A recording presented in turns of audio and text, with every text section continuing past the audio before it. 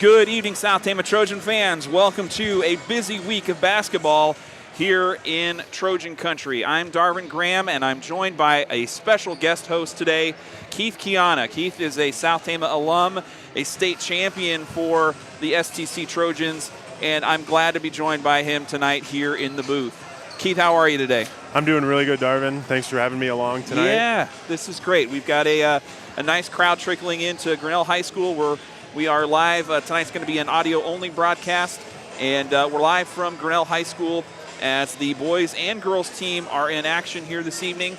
We are about, I don't see a running clock. Oh, yeah, we're about 4 minutes away from the start of the girls varsity game here. And a quick update for you, the girls JV team took a big loss in their game earlier tonight. The final score there was 43-11. The girls JV. I don't have the score from the boys JV. I believe they were playing in another gym tonight. But at any rate, we're going to have varsity girls and then followed by the boys team here later in the evening. So an exciting kind of moment here for this girls team coming off of a season opener win at against Marshalltown, I should say, excuse me. And Keith, you were at that game. Yes. Can you give me just some of your impressions? The Trojans coming away with a 2-point victory that really came down to the wire. What were some of the things that you saw from this girls team in that opener? First things, they were really aggressive to start the year, which I think is a positive note. So yeah. Even though there were a lot of fouls committed by the girls, I believe there was a few players that did foul out in that game. Yeah. Yep. So aggressiveness is okay, but they just need to be a little bit more hands off. So Sure. there were a lot of ticky-tack fouls in that game. And they were able to, my biggest point is that they were able to execute from the free throw line, out shooting Marshalltown really well at the free throw line. And I think if they do that again tonight, they'll get more chances to get on the board and hopefully hang and stay around with these Grinnell Tigers. Yeah, absolutely. The final score last week was 37-35. That was last Tuesday at home at the Roundhouse. To your point, Keith, South Tama outshot the Marshalltown Bobcats in field goals 30% to 23%, and from the free throw line 42% to a pretty dismal 16%. That was Marshalltown's free throw percentage. So the Trojans, and when you're scoring that few points, gosh, those free throws are critical. It's a third of your scoring right there. Yep. And what should also be noted, team captain Kayla Heck came out in the fourth quarter and just buried 3 jumpers back to back. She ended up fouling out late in the game, and South Tama was able to hold on. But a really exciting turn there for the captain in her opener. Yes, I was really impressed with Kayla. She was really showed tremendous ball handling in the game as well, and I thought that was important. She'll come down to probably be their best ball handler, and they're probably their leading scorer this year. So, and I hope she's able to continue that throughout this entire season, and hopefully need her in crucial situations if they are in a close game this year. Because when she fouled out, we were able to hold on. A lot. Yes, if she's in the game the entire time, they will be set up for even more success than what they experienced last Tuesday. So we are just a minute or so away from tip-off here at the girls' varsity game. I'm going to jump into some starting lineups for the Grinnell Tigers. They are going to be led by number 5, Kelsey Van Compernoll. She is a 5'4" senior guard. Next up is number 10, senior forward Taylor Vanderleest. Next up is number 23, senior guard, 5'5" guard Leah Harris. Then it is the other Van Compernoll sister, number 25, Caitlin Van Compernoll, at a 5'4" guard position. And rounding out the lineup is number 34, 5'10" senior forward Bailey Strovers. The Tigers are coached by longtime head coach Trent Edson. And we'll talk a little bit about them last season and kind of what brings them into this season here. They were a playoff or a regional championship playoff team. Return a few players from the last year's squad, but really a lot of new faces in the starting lineup for the Tigers. And now for your STC Trojans. South Tama is going to be led by number 4, Jeanette Cervantes. She's a 5'8" sophomore forward. Then team captain Kayla Heck, she's number 5, a 5'8" junior forward. At the point guard position, it's number 14, 5'5" guard Takaya Rosenberger. Another guard, 24, Ziera Capeu. She is a 5'7" senior. And rounding out the Trojans lineup in the post is number 40, 5'7" center, Arrow Lyons. Lyons a senior, along with Capeu and Martha Flores also on the roster this evening. South Tama 1-0. They're coached by head coach Dina Kiana and assisted by Marsha Kiana. As we said, South Tama won their opener 37-35 against Marshalltown on November 22. The Trojans outscored the Bobcats 14-8 in the first quarter and maintained their lead really until Marshalltown mounted a comeback in the fourth. And yeah, we talked about kind of that game and really coming into this one, a very different team, this Grinnell squad, and they're going to be an underdog tonight, but it should be interesting to see what energy they come out with. We're going to head to a quick break while we have the national anthem, and we'll be right back after this. You're listening to Trojan Country.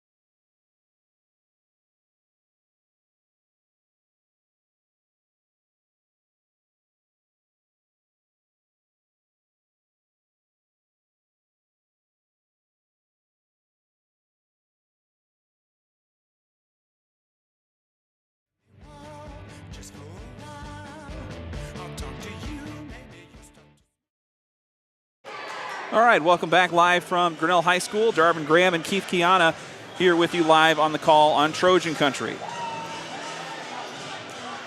All right, so leading for the Trojans again on the court will be Kayla Heck, Jeanette Cervantes, Ziera Capeu, Takaya Rosenberger, and down low Arrow Lyons. Kind of what do you look for, Keith, in this first quarter? What would you like to see from this squad early on? To start, I have 3 key points down. The first key point, be aggressive. Once again, it's just like we saw against Marshalltown. They got to the free throw line. That's where they were going to score some points at the stripe. Next, stay calm. They were a little too nervous last week, and then that will lead to the third point. They need to execute nice, crisp passes. They had a lot of passes last week, and we hope that was improved over the break and look to start this game off the right foot. You bet. All right, Grinnell won the tip, and we are down on the Tigers' side of the court. The first points of the night will be scored by Bailey Strovers, the 5'10". Well, she's listed as a guard, but I'm going to say that's a forward I just saw out there. So we're going to call that a forward, and 2 points for Bailey Strovers. The Tigers up 2-0. Here's Takaya Rosenberger driving the lane. Loose ball gets knocked out of bounds. Last touched by Grinnell. And we'll keep it on the South Tama end of the court. Cervantes to inbound. Inbound pass to Kayla Heck. Stolen by number 23, I believe. And that was Caitlin Van Compernol on the shot and the miss. And I think that was Leah Harris on the steal on the South Tama side. Loose ball, it gets picked up by South Tama, and the Trojans back with the ball. We've got a whistle and a backcourt violation called against Ziera Capeu. I don't even think she knew quite what happened there, but I think she just might have, I don't know, just took her time getting across half court there. And so back we go onto the Grinnell side of things. We are still 2-0. Grinnell leading here early in the first quarter. Here's a three-pointer from Strovers. No good. Picked up by Van Compernol. And a pass is intercepted by Cervantes. Cervantes kind of clearing it out, bringing it up. Tried to get it to Rosenberger, but couldn't quite communicate just right. And the ball goes out of bounds. And we'll have another turnover there. Yeah, Cervantes just needs to pick that up with two hands and not just bounce it off with one hand. And just kind of being aware of who's ahead of you, too. Just kind of the thing you look to see there. There's an open three for number 5, Kelsey Van Compernol from the left wing. No good. Caitlin Van Compernol gets the rebound. Little floater from about 5 feet out. No good. Lions on the rebound. Ties up with Taylor Vanderleest down low, and a jump ball will be the call. The arrow goes to the Trojans, and so South Tama will bring it back up the court. Capeyu, the ball handler here. So we're seeing Capeyu really in that point guard role as Rosenberger, who I think spelled some at point guard last year. There's a missed shot by Capeyu, rebound by Cervantes. Nice space there on that shot by Capeyu, but it is off the mark. She comes away with her own rebound, tip it out to Rosenberger. It's knocked out of bounds. Already some better passes and better choices being made in this first early minute and a half of this game, and the passes already I'm already seeing some improvement on. Cervantes taking an inbound. Ball gets stolen away by Kelsey Van Compernol from the left side. Runner is good and one. And Kelsey Van Compernol will go to the line for 2. That makes it 4-0, as we had a bit of a drought there in the last minute. Nobody able to get it into the bucket, but it will be Van Compernol on the free throw. Who'd you get on that foul, Keith? I didn't hear that. It was on Zara. So Capeyu picks up foul number 1, the first team foul for the Trojans. Second shot is missed. Capeyu the rebound, but Van Compernol came in with the steal and got it out to Kelsey Van Compernol, and she buried a three-pointer. Tigers came out with a little full court pressure there and really caught the Trojans off guard and got the early turnover and were able to capitalize on that three-point shot. So coming out of this timeout, we got a timeout on the court. One thing that was also interesting to see, and I don't know as we get into the WAMAC schedule and some tougher teams, how deep into the bench Coach Kiana is gonna go. But we really saw a 9-player rotation, and that's really not been the case in the last few years, if I recall right. And I think it played to their strength. I think it kept some of these starters fresher later into the game. Obviously, the fouls got into be an issue, but we'll see if that comes into play here. Rosenberger loses the handle coming up the right sideline, and it goes out of bounds, so a turnover there. She thought that number 10 there, Vanderleest, hit the ball out of bounds, but I guess went off of Rosenberger. There's Caitlin Van Compernol passing it cross court to Leah Harris. Vanderleest from the baseline kicks it out to Kelsey Van Compernol, bounces a shot 3 or 4 times, and it drops another three-pointer, and we're up to 11-0, the score now. Turnover on the inbounds. Grinnell with the ball. Vanderleest driving the lane. Called for a charge as Rosenberger took some contact and hit the deck. Takaya did a good job staying set there. So Vanderleest, foul number 1, first team foul for the Tigers. Inbound pass goes to Rosenberger, and here comes more full court press from the Tigers. Heck dribbling it around the left side. Timeout called by Coach Kiana to try and save the possession.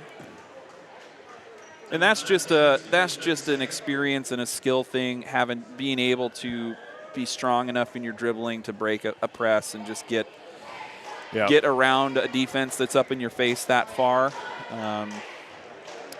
So that's going to be a learning point, I think, for this team, even though we've got a couple seniors working here. We've got some kids that also haven't had to be the varsity player up to this point. So I think that'll be a learning. They're just getting their feet wet at the varsity level. Like we said, this is a pretty younger team this year with some experience, but at some point we might need to see those upperclassmen step up a little bit. So coming out of the timeout, Cervantes the inbound pass to Capello in the backcourt. Still guarded kind of on a half-court press there. Rosenberger picks up the dribble near the half-court line, passes to Capello. Now Cervantes down low. Rosenberger tries a three. Off the mark. Rebound goes to Strovers. Here come the Tigers. They're moving it fast. Quick pace here by Grinnell. Another three from Van Compernol. This one air balls. Caitlin Van Compernol, the rebound. I'm at least glad that these two sisters don't have the same hair right now, because they're pretty. They're 2K names with the same last name, and so yeah, at least we've got a little differentiating happening here. Yes, makes it so much easier. Inbound pass out to Strovers. A three is no good. Air balls. Vanderleest tried to get the loose ball, and she stepped out of bounds. So that will set up South Tama. Still 11-0 here with 4:36 in the first quarter, midway into the first, and we've got a new rotation coming in for Grinnell. Both Van Compernols go to the bench, as does Leah Harris. Inbound pass from Heck, received by Cervantes. South Tama up the court. Nice job breaking the press that time. Heck from the right side picks up the dribble near the free throw line. Now Rosenberger. Nice look. Inbound pass or inlet pass to Cervantes. It was a nice pass from Rosenberger there, who found Cervantes open underneath the hoop, but the shot was just a little off the mark. And now it is Aiden Goslink who caught almost an identical looking pass kind of behind the defense and scored two. 13-0 now the score with 4:02 to go here in the first quarter. Grinnell leading. Kayla Heck in the lane, kicks it out to Cervantes. Heck again, baseline.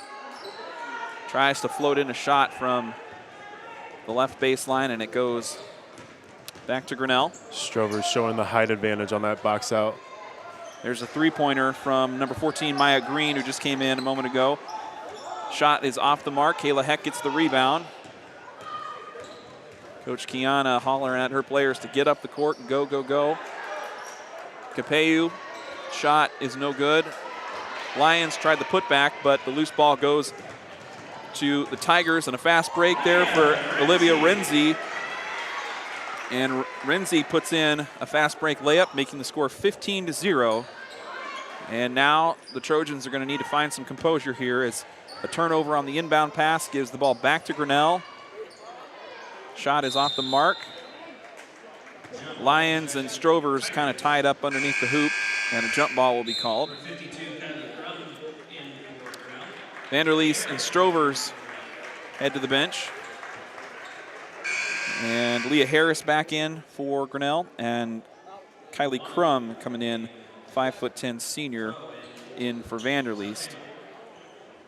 Yes, some new Trojans in the lineup now. Who's that? I think we've got Ignawan up in, as is Sienna Defoe, excuse me.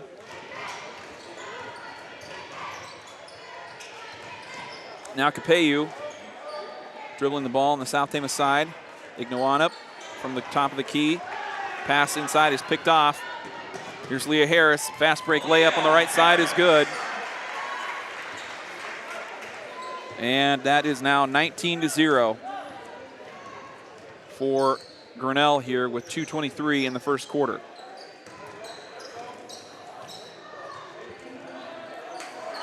Ignawan went to the deck there on the right side. Loose ball gets picked up by Grinnell. Harris now on the other end.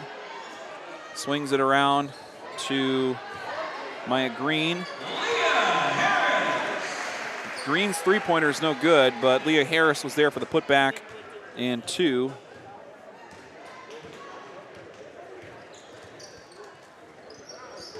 South Tama back on their side with the ball. Sienna Defoe from the top of the key, dribbling in. Ball gets swatted away, and it goes out of bounds. And it looks like we're going to have a foul here.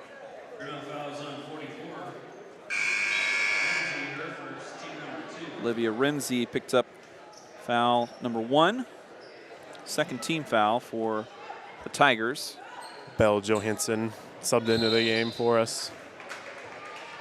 Kayla Heck to the bench. So Johansson, a 5'7" sophomore forward, was part of that second unit that kind of held things down fairly competently in the second quarter of last week's game. And Takaya back in for Zira.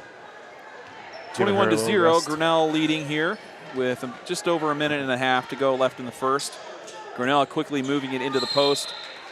Crum, little spin, little pivot and a shot. Picks up a foul, or draws a foul, I should say.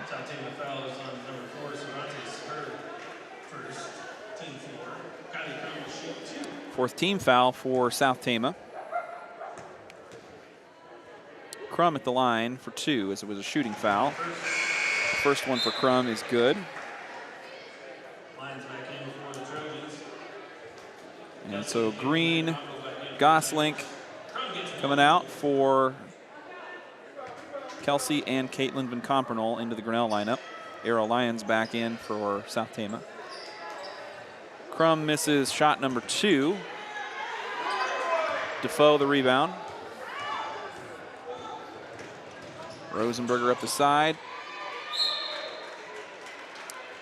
And Rosenberger, just some anxiety I'm sensing here. I'm seeing the same kind of body language as I saw from her last week. A lot of kind of nerves and frustration after some of the turnovers. I don't know what the coaches are going to know better than we can, kind of at this perspective. But it's been an issue, an issue or a struggle for her this far. And there's a 3 from Caitlin Van Compernol. Yeah, I'm kind of seeing the same mood from Takaya a little bit. She was shaking her hands in nervousness coming back up the court a little bit. Bailey Strover's checking in for the Tigers, coming in for Olivia Renzi. Capello checks in for Rosenberger. The score 25-0. South Tama has not been able to get on the board yet. And really, I think that's just a credit to the pace of this game, the pressure and the pace that Grinnell has applied. We haven't seen a full court press the entire time, but they've employed it enough times to really get South Tama out of rhythm. Yes, and I think that's going to be a key thing that I think they might continue to do going into the second quarter, just to speed the game up a little bit and play at their pace. And South Tama almost gave the ball away. We had several passes kind of in the backcourt on South Tama's side. A loose ball gets knocked out of bounds. It was last touched by Grinnell. Inbound pass to Ziera Capello, and there's the buzzer. At the end of the first quarter, we have...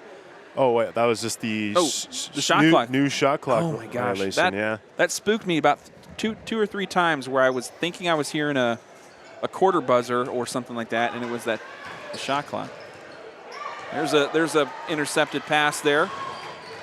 Harris threw it right to Defoe, but Harris is going to steal the ball back at midcourt, so Grinnell back with the ball here. 11 seconds to go. Caitlin Van Compernol, three-pointer. Rattles hard off the front of the rim. Strover's up for a putback into traffic and draws a foul with 4.9 seconds to go left in the first quarter.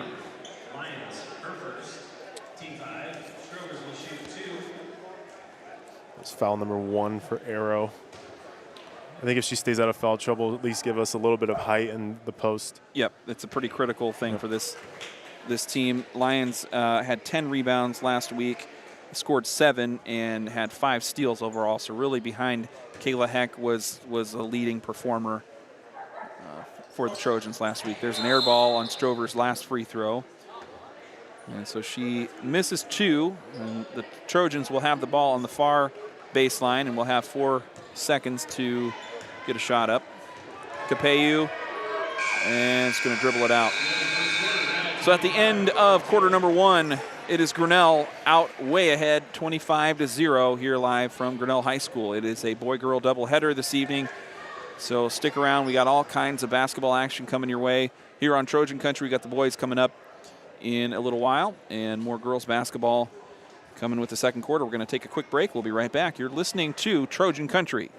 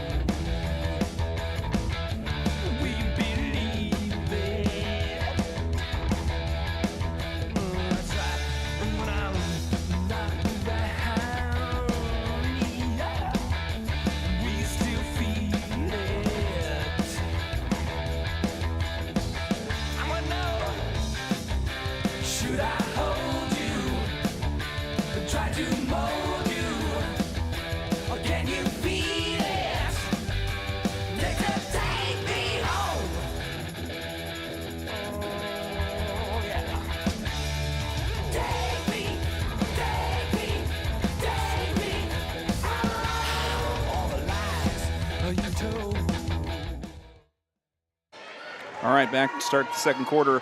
Grinnell leading 25-0. The Tigers with the ball back on their end of the court. Kelsey Van Compernol, three-pointer from the top of the key. Bangs off the back of the rim, no good. Cervantes the rebound.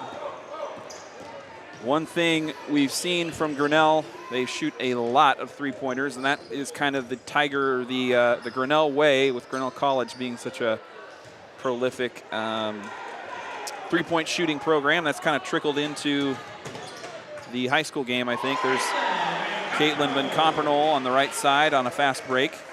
Yeah, Grinnell has always had a history of great three-point shooters. A few I can name that I've played against that have lit us up in the past, so really well known for their three-point shots. Here's Kayla Heck. Long two from the right side is no good. Strover's the rebound. And it'll be Kelsey Van Compernol. Really easy-looking layup from the left side there. Kelsey Van Compernol off to a hard start. I'm really impressed with her game. She's been out. She's really fast to get with the ball and able to finish strong at the rim. Van Compernol and Capeu tie up as Van Compernol just kind of sensing a little bit of frustration, just tried to snatch the ball away. She managed to get a jump ball call out of the thing, and the arrow will go to Grinnell. So in a sense, it becomes a turnover. 29-0, the score here early in the second quarter. South Tama struggling against a very talented Grinnell team, and we got a whistle before a shot. It looked like a moving screen. It looked like when Compernol trying to shoot the three on the corner right here. Grinnell picks up foul number 3. Vanderleest was the offender. There's a steal by Kelsey Van Compernol. Fast break and one. And Heck kind of gets caught with a frustration grab there. So Caitlin Van Compernol for 2. And she'll go to the line for 1. 16 fouls now for South Tama as they approach the bonus territory. On a 1-and-1, Van Compernol, on the end one, Van Compernol puts in the free throw, so that makes it the three-point play.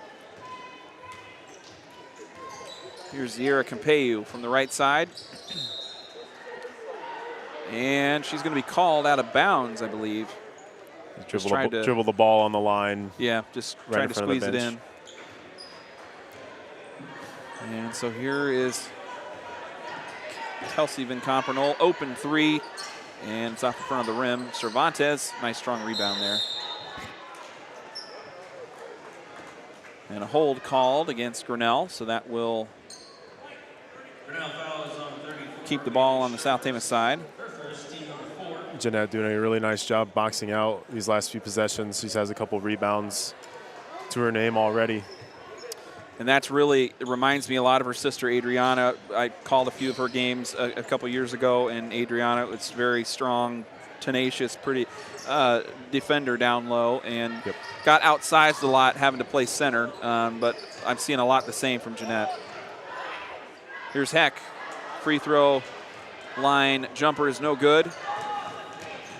And it's going to be Harris pushing the pace up to Van Compernol. Caitlin Van Compernol finishing off at the hoop.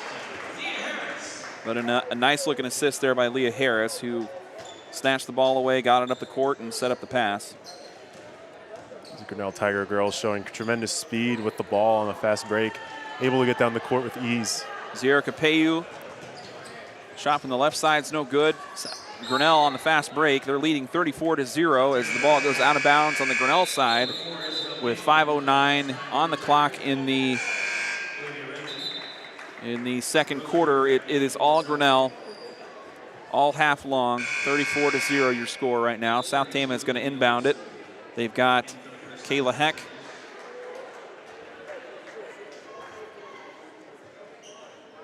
Inbounding to Sienna Defoe.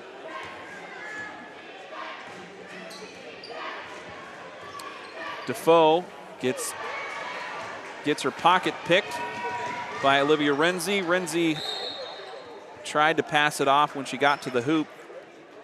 I think her coach might be saying just go up for the shot there. I think that was a pretty open look. But the pass after the fast break goes out of bounds, and so South Tama will reclaim possession here, but they're trailing 34-0. There's a screen from Defoe. Rosenberger into the lane. And still showing a little sense of nervousness there. Just picked up her dribble and just not a shot she wanted, nervous, I don't think, if she had to look at it again. Yeah. Yep.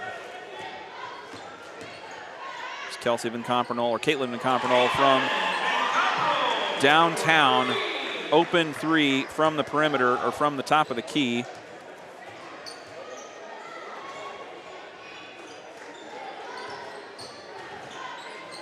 Cervantes going down low, gets fouled. And that's what South Tama's going to have to do, I think, to get on the board. I don't know that they're quick enough to really find many open shots against this Grinnell team, but get some shots off underneath at least, you know. Yep, I 100% agree. She did a really nice job taking charge there, just attacking the basket. I think that's what they have to do moving forward in this game, just to continue to attack the basket, get to the free throw line.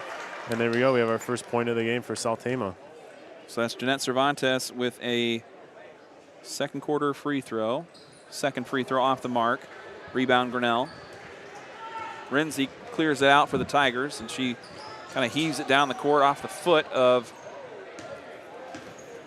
looks like Olivia Olson into the game now. Another There we go. Nice ball stringer. Pressure from Takaya there. Takaya Rosenberger strips the ball away near half court.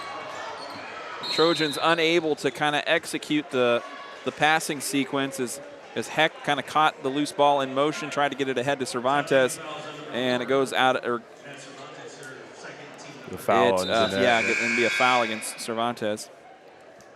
So Cervantes to the bench now. Belle Johansson back into the game for South Tama.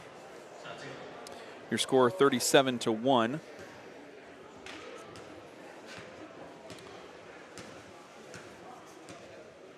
Team fouls for the Trojans, so bonus shots coming the rest of the way. I think that's much improved from last week when we were already in the double bonus range at this point in the game. In the first quarter, yeah. Yep. And foul against Grinnell. Foul was on Olivia Olson, her first, team sixth for the Tigers. Non-shooting foul, so South Tama will inbound from the baseline. Johansson to inbound. And clock issue here. The officials kind of making sure they got the right number of fouls under the right team. I think it should be the bonus B in front of South Tama, but maybe they're figuring it goes the other way because the Tigers get the bonus shots. I don't know. Oh yeah, I see that too. Yep. Defoe, the inbound pass.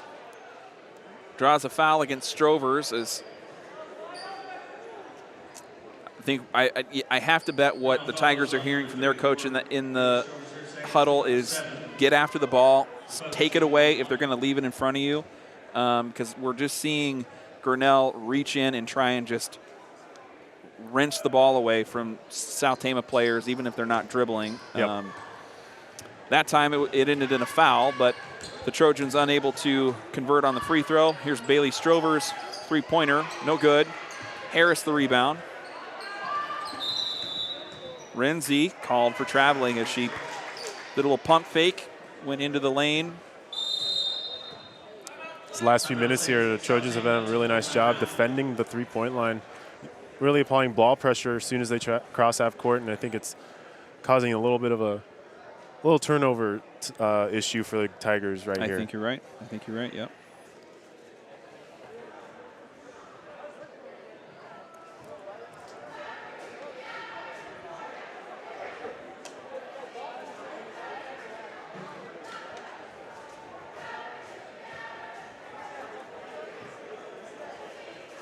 I'd like to say thank you to our sponsors who are with us this winter season. They include Cruzy Phillips Funeral Home, Salt Creek Wind, State Bank of Toledo, Sharn Weber's in Toledo, Marquest Law, S&S Car Wash, and Medicap Pharmacy in Toledo. Thanks to all of our local businesses that have been a part of our fall season, those that are with us here for the winter season.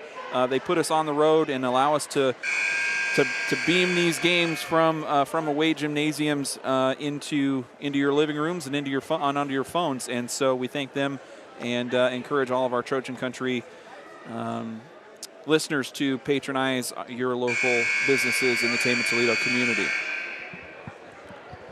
Coming out of the timeout here, South Tama trails 37-1 with 3:04 to go in the second period. Takaya Rosenberger, the ball handler for the Trojans. Pulls up her dribble near the right side, and another jump ball as Harris kind of dove in there and tried to get the ball away from Rosenberger. There's your point earlier, Darvin. Yep. The ball was right in front of Takaya, and then just trying to swipe it out of there. Johansson, the inbound pass to Heck. Heck finds two defenders in front of her. Shot off the mark, loose ball, picked up by Strovers. Strovers up the court, hands it off to Harris. Pass down low to Isabel Kinkle, and Kinkle was just there to finish it off. But that was really the work of Leah Harris. Again, another expert-looking assist from the senior guard from Grinnell. 39-1 the score. Rosenberger again kind of finds herself on that right corner, and the ball gets knocked away, last touch by the Tigers.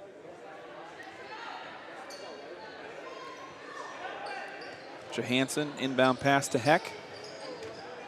Hands it off to Rosenberger. Off the mark, three-pointer. And Rosenberger's called for a foul there. She kind of didn't get set for that three, and then a little frustration reach in after the comeback.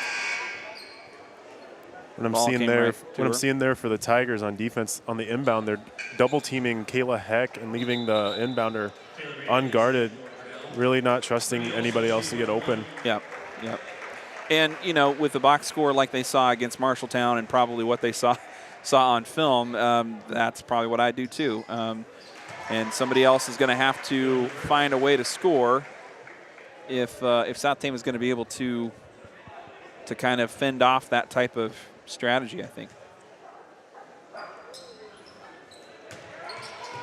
That was Olivia Olson going 1 of 1 at the free throw line for Grinnell. The made bucket brings the score to 40-1 with 2:13 left in the first half. Coming in for the Trojans, Paige Krosky, a freshman guard. Have not seen Sophie Chikazi tonight. She was a key player in South Tama's first game. There was a bucket by Kayla Heck, first field goal of the night. It was a nice pass in from the top of the key from Paige, who just came into the game, and I think what I saw from her Tuesday was she was one of the better passers for our team. Yep. So Heck scores. Johansson able to get a loose ball on the other end on the Grinnell side, and South Tama back with the ball now. They're trailing 40-3 as we are minute 35 left in the second quarter. Krosky near the three-point line. draws a foul against Leah Harris. Harris is first. Team 8th. So both teams kind of at the same spot foul-wise. Krosky's first three free throws, no good on a 1-and-1. Vanderleest the rebound. Renzi to Olsen, and no good on the three-pointer. Johansson the rebound. Really haven't seen that full court press since the first quarter. Which, I mean, you don't need it when you're able to steal the ball away like Harris just did at midcourt. I think they're just trying to speed the game up again a little bit. Yeah. Starting to slow down there for the last few minutes. Krosky tried to get it down the line to Defoe, but had her pass picked off. Another turnover gives it back to Grinnell. Under a minute to go here as the clock running. Harris right by Krosky. Little teardrop off the mark. Defoe the rebound. And she'll be called for traveling as she couldn't quite find somebody to get it to, and picked up the feet before she got the pass away. 44 seconds left here on the second quarter clock. South Tama's down big. We are going to have a boys varsity game coming up here later. We're going to hear from both of our head coaches. We're going to catch up with Dina Kiana, the girls coach, after probably in the interim period. And here at halftime of the boys game, or the girls game, we're going to hear from head coach Dustin Pesca, get a little preview of this boys lineup going into tonight's opener. Vanderleest, a three is no good for Grinnell. Arrow Lions the rebound. Sierra Capeu quickly moves it up the court. Kayla Heck, long two, air balls, and it goes out of bounds. Grinnell ball. It's a little rush shot there from Kayla. Really didn't get her feet set, and toe was past three-point line. Yep. And that's just kind of the pace that Grinnell is forcing South Tama into. They're really not comfortable. You can tell they're not comfortable with the shots that they are able to get off. And for the most part, Grinnell's been winning it with defense and just forcing turnovers. Vanderleest almost does get the ball stripped away. Olsen had the pass picked off, and that will do it at the end of two quarters. Your score, 40 for Grinnell, South Tama 3 at halftime. We're going to take a quick break. We will be right back with our interview with STC head boys coach Dustin Pesca after this. You're listening to Trojan Country.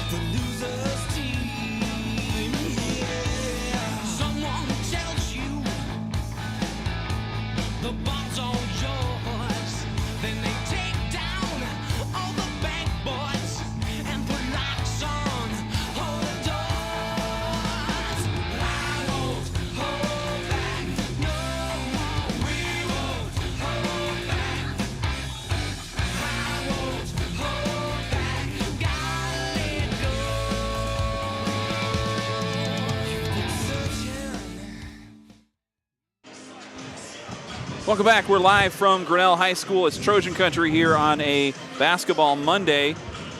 And we are going to jump into our Coach's Corner. Today I'm joined by our STC head boys coach, Dustin Pesca. Dustin, how are you tonight? Doing great. Hey, basketball season's underway.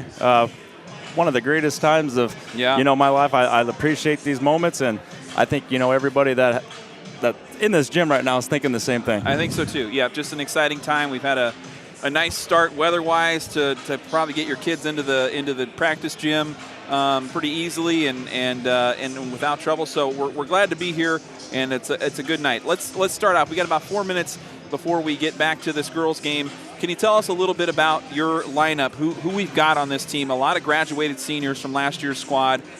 So it just goes to look like we're going to have some new faces on this lineup. Tell us about those kids. Absolutely. It's a whole new team. Yep. We've had some new transfers come in.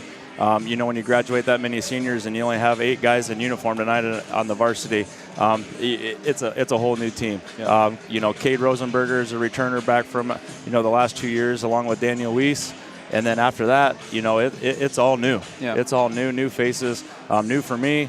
But I like the kids. I like the core that we got. They give it their all. We're battling, we're grinding, and we're getting better each and every day.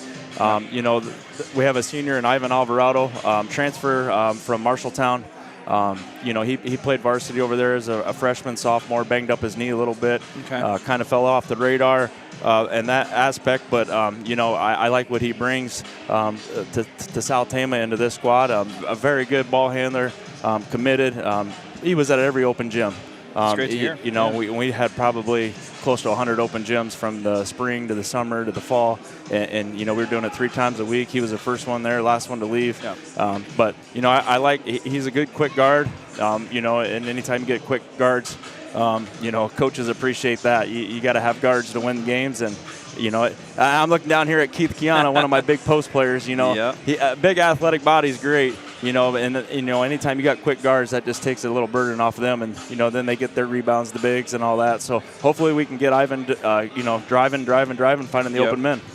How would you compare him? I think of Osceola Tyon last year was a real playmaking kind of a guard for South Tama. On paper, size-wise, maybe they profile about the same. How would you compare the 2 games from what you remember from Tyon last year to what Alvarado might bring? Very similar, very quick, really flashy, can get to the rim, however they want, whenever they want. And, it just boils down to finishing at the rim. Yeah. When they get to the rim, are they going to finish with a double team, maybe a triple team, or are they going to find that open man? Yeah. And then when we do find the open man, we got to knock down shots. And when we're wide open, we really got to knock down those shots. Talking about your 2 returners, you've seen a lot of them in the last couple of years. Have there been anything in their games? Have you observed them over the summer coming into practice? What improvements have you seen from Daniel and Cade as they come back as the kind of leaders of the squad right now? And you said it right there, the leaders. The leadership, just going from drill to drill in practices, they're getting guys in the right spots. They know what we're doing. They understand the game. No matter if it's offense or defense, they're guiding people in the right direction, and just having that on the floor is a huge aspect. Talk a little bit about this Grinnell matchup tonight. What's your scouting report look like on Grinnell, and what are you going to be working on? What are the kind of keys to this game for you, for the boys? They're a lot like us. They're a whole new team. They Yeah. graduated a lot of seniors last year. I don't think there's they only got 2 seniors on the roster as well. They got 5 sophomores. So they're a whole new team. They graduated a lot, so I don't know a lot about them. They don't know a lot about us. It's going to be who wants to go out there, who wants to play hard, who wants to get after it. And, I always say you got to have a little luck, Right. and I don't care if you're a good team, if you're a great team, if you're, an average team. You always want luck on your hands because you can always take it. And, whoever puts that ball in the hole obviously is going to win, and hopefully we can be that, team at the end. Talking about looking through your practices leading up to this point, what are some of the fundamentals that you're hoping to see your players execute tonight? Regardless of the outcome, are there things that you look at and you say, we did X, Y, and Z, and I feel like it was a successful outing or whatever you want, however you want to say it. Two things. Playing together is the one, and then defense. We've been working a lot on defense, playing a lot of man-to-man, getting after it, help side, denying, whatever it may be, ball pressure, and just playing as a unit. We're not going to get this done with one guy. We got to play together and getting after it as a team defense. That's how we're going to win games. All right. Well, thanks so much for the time, Coach.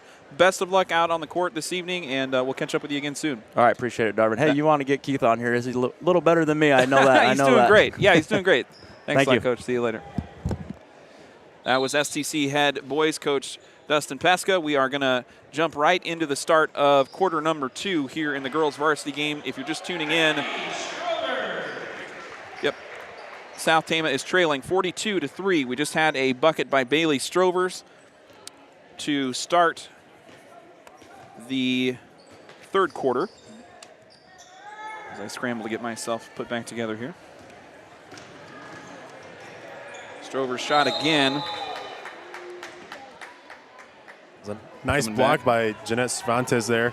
Able to get back on defense after a fast break opportunity for the Tigers. So Strovers, buckets 2. And she's going to be fouled underneath the hoop. Heck and Cervantes on the defense there for the Trojans. All right. Little halftime stats. Yeah, I had Caitlin jump right Van into this. Kompenen with 13. Kelsey Van Kompenen with 11. Leah Harris with 4. Olivia Olson, Kylie Crum, each with 1. That was all I was able to get from the scores table. A lot of shooting coming from this Grinnell squad. A missed shot there keeps the score at 43-3. South Tama back on their kind of first trip down the court here in the third quarter. Just a minute into this second half.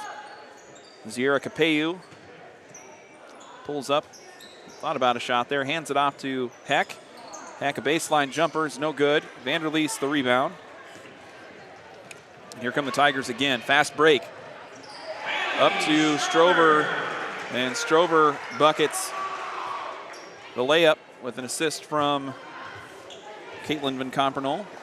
Tigers wasting no time getting out in transition, getting up and down the court. Capeu trying to drive the lane on the South Tama end. Gets into traffic and just gets the ball knocked away. And it goes out of bounds, so it will go back to the Grinnell possession. 45-3 the score here in the girls varsity game. 6:10 on the clock in the third. Harris, top of the key to Kelsey Van Kompenen. Back to Harris. She drives in to the right side. Kicks out to Kelsey Van Kompenen. And a shot by Kelsey Van Kompenen is off the mark. Rebound Cervantes. And then intercepted pass there by Caitlin Van Kompenen on the South Tama end. Fast break coming here for the Grinnell Tigers. Vanderleest into the lane, dumps it off to Strover. The passing is just at another level here tonight with Grinnell. Yep, they're able to swing it around, get it into the block, into the paint, and collapse the defense. That's why they're getting so many open 3 looks. So a missed shot there by Caitlin Van Kompenen results in a South Tama rebound. A foul will be called against the Trojans, though, on their own end. So an offensive foul whistled against Takaya Rosenberger. And Jabette Cervantes on the call, on the foul there. We're just now seeing Sophie Shikazi check in for the first time in this game. So Shikazi really offered some shooting ability. Had 1 or 2 threes in that Marshalltown game last week, and we'll see how active she can be. Krosky and Shikazi coming in for Rosenberger and Cervantes. Cervantes just picked up her second foul. Second team foul for the Trojans here in the second half. Leah Harris has the ball now on the Grinnell side.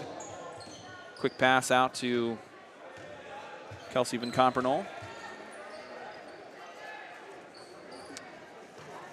Caitlin Van Kompenen now on the right corner.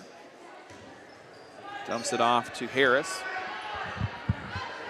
Van Kompenen, 3, no good. Vanderleest, though, the offensive rebound, and the Tigers keep rolling here on their side of the court.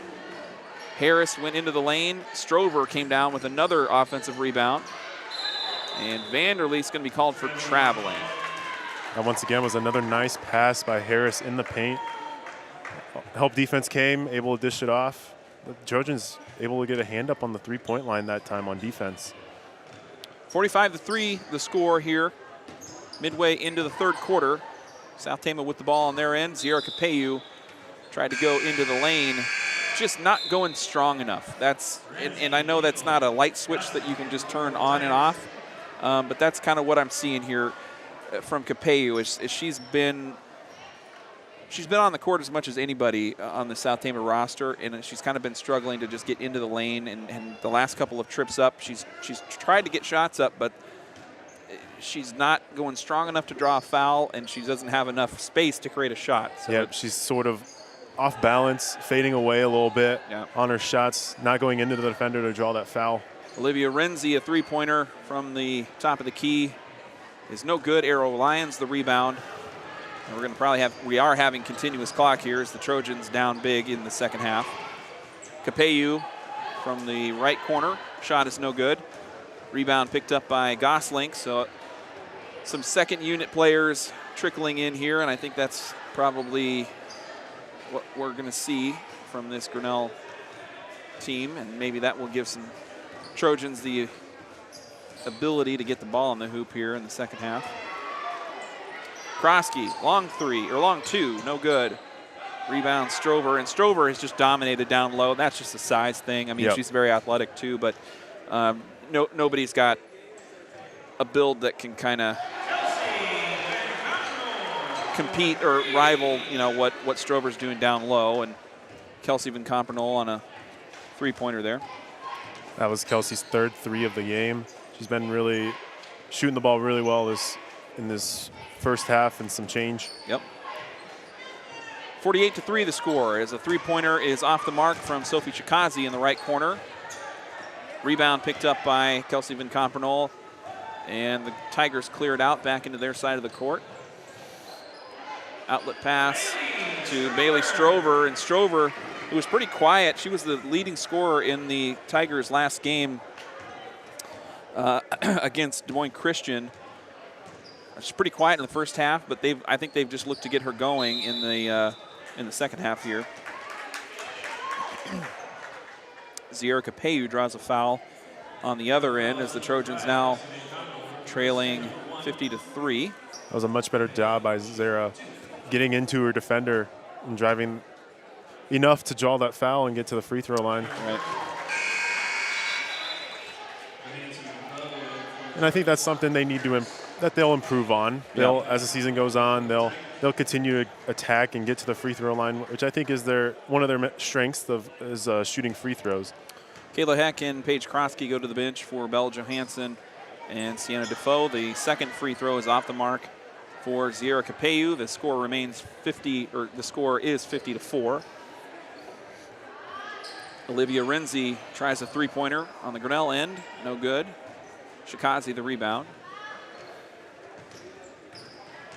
Now Capeyu into a double team, lofts it over to Defoe, but Defoe had to kind of go out of bounds to bring it back in. She goes up for an off-balance shot, and the Tigers just pluck it out of the air. Gosling to Renzi, down low to Kinkle.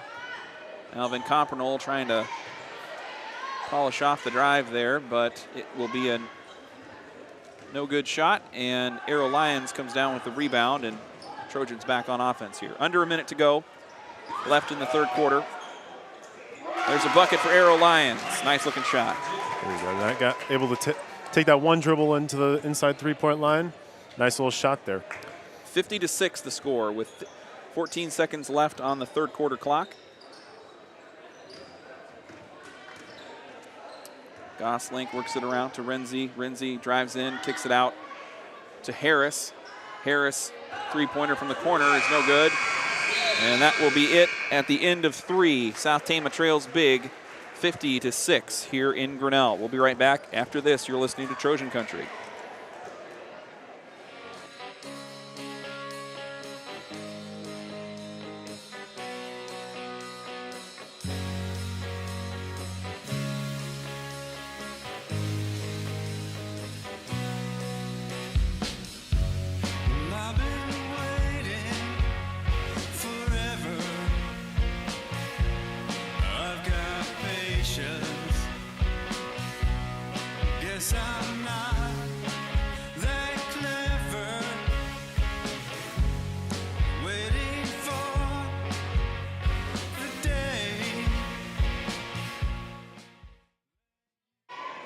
I'd like to say thank you to our sponsors here this evening.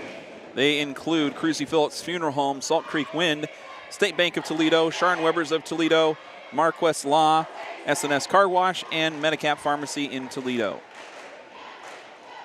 We are going to have boys basketball coming up here in just a little while. STC boys and Grinnell boys playing their season openers here at Grinnell High School tonight. And so that'll be exciting just to see a new look Trojans team. Only 2 returners coming back off the varsity squad from last year, some transfers in. So it'll be interesting to see kind of what the equation looks like for Coach Pesca and the Trojans. Opening moment of the fourth quarter is South Tama trails 50-6. Foul is going to be called against Grinnell. Belle Johansson went up there for a shot and drew a foul. It's a nice little high-low game going there. 23, Aubrey Dozal with a little high post action, got it down to Belle, and she was able to draw that foul.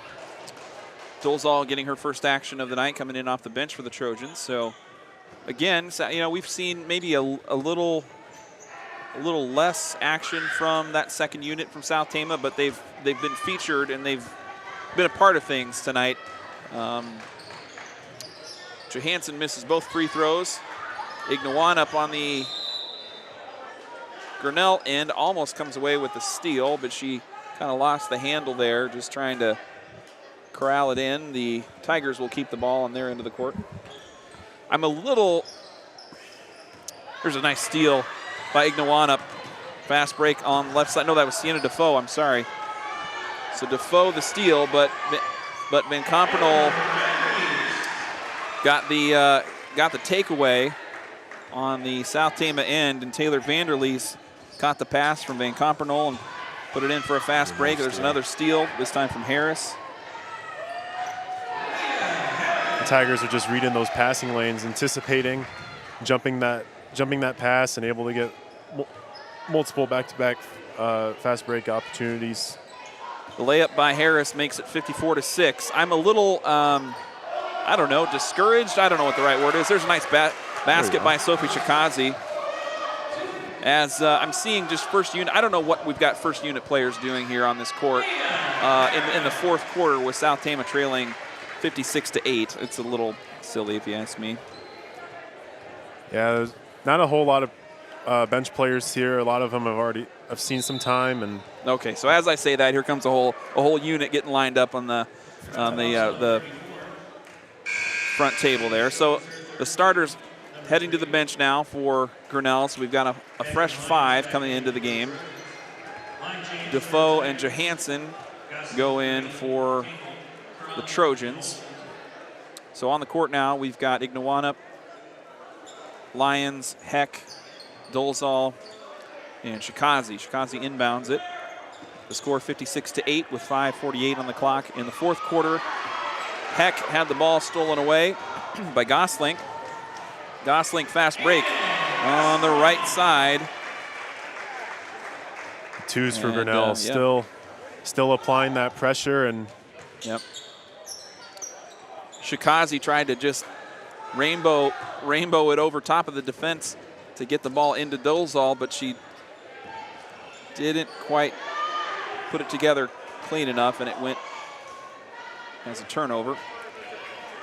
Missed bucket there by Olivia Olson, and a rebound by Arrow Lyons, and the game kind of really loosening up here as we got a lot of fast break action. There's Sophie Shikazi going in for her second bucket of the night. I think that's key to get those baskets. The high-low game in this quarter has contributed to the 2 baskets here. Yep. And almost a steal there by Lyons on the post. Got Maya Green with the ball. Now Crum out to Olson. Olson's shot is no good. Dolzal the rebound. And Shikazi will bring it up the court with 4:30 on the clock in the fourth quarter as we've got a continuous clock rolling here. And a steal by Maya Green. Green unable to convert on the fast break. But Isabel Kinkle cleans it up with a putback from the left side, and that will make it 60-10. 60-10 the score here in the fourth quarter with 4:05 left to go in this girls varsity game.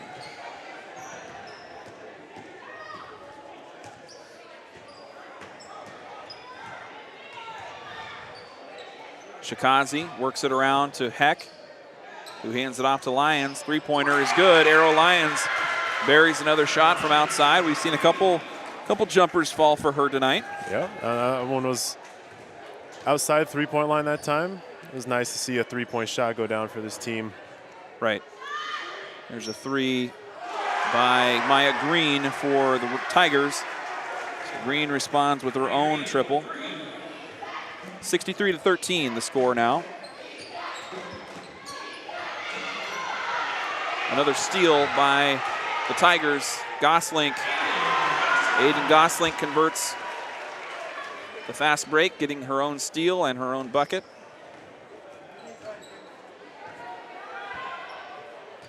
Now Shikazi working it up for the Trojans. Another bucket for Arrow Lions. It's nice to see that Arrow can step out and hit the three as a post player for us. Olivia Olson trying her own three, and each time South Tama's gotten a three, the Tigers have been right there with a response. Olson with the bucket there. The three-point shot is just on for the Tigers tonight from the start, and it's continuing with the Stubbs now into the game. Shikazi, top of the key, has the ball stripped away by Goslink again. And you can't really blame the Trojans too much. They're just getting thumped right now at the end of a game. But not what Coach Kiana is wanting to see, I'm sure. Just the effort kind of fizzled down at the end of a game like this. But, the end of these games are also an opportunity for some of these second-string players to kind of shine in a way, if you're going to look at it that way. Yeah. And I bet that's what Coach Dina is telling her girls right now, to just finish this game off strong, and let's move, and then let's start feeling our game a little bit heading into tomorrow night with a good opportunity over in Seidel. And I think she's just telling them to finish strong and keep the effort up. Yeah, South Tama, we're going to be back in action on Tuesday night tomorrow. STC heads over to Seidel High School for another boy-girl doubleheader. Start time is going to be around 6 o'clock. That should be a video broadcast over in Seidel. So make sure to tune in and watch some what was last year a very exciting doubleheader at home. Both games, I think, came down to one or two possessions, both the boys and the girls. And so one of the, I think, more competitive matchups for both of these teams, and it should be a fun night tomorrow. 70-16, South Tama with the ball coming out of the timeout. Ignawanup had the ball stripped, and it'll be a turnover, giving the ball back to Grinnell with just under 2 minutes left on the clock here in the fourth. As the point faucet has been turned on full throttle here for the Tigers. There's a foul down low called against South Tama.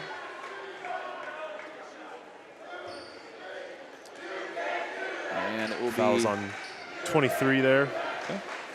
It was on Aubrey Dozal. 13 foul for South Tama here in the second half. Neither team into any kind of foul trouble late into the game. Isabel Kinkle at the line makes shot number one. That was an improvement tonight compared to last week, the foul trouble. Yeah. No player for the girls were really in foul trouble tonight. Shot number two is good for Kinkle, making the score 72-16. As the Trojans have found some points here late in the fourth, as Grinnell has their second unit on. Arrow Lions and Sophie Shikazi both have multiple buckets. Another steal, almost a steal. Olson had a loose ball right in front of her, but just couldn't quite get it off the court, and it turns it back over to South Tama. 72-16, Trojans back with the ball. Just over a minute to go here in this girls varsity game. Rosenberger, top of the key. Long 2 for Lions. Little heat check there, maybe. And the shot's no good. Loose ball picked up by Green. And we've got a jump ball. Nope, a foul. Called against Kayla Heck. 72-16 with Grinnell inbounding the ball. Nice pressure from Kaya there. Grinnell might, well, no, they won't take the last possession. There's not quite enough time on the clock before the shot clock will go off. Here's Green putting in a bucket. Assist by Kinkle.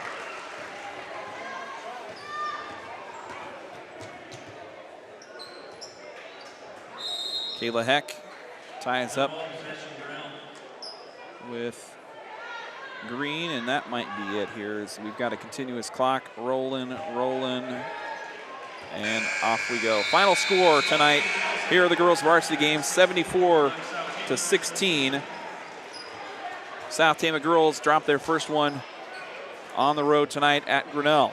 We've got boys varsity coming up. We're going to see if we can grab Coach Dina for a quick Coach's Corner here before we get the boys contest started. And we'll be right back after a break with more STC basketball. I'll be right back after this. You're listening to Trojan Country.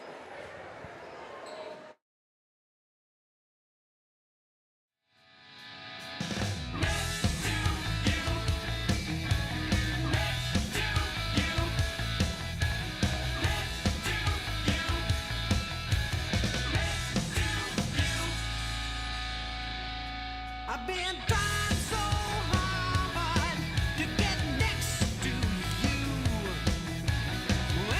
Any way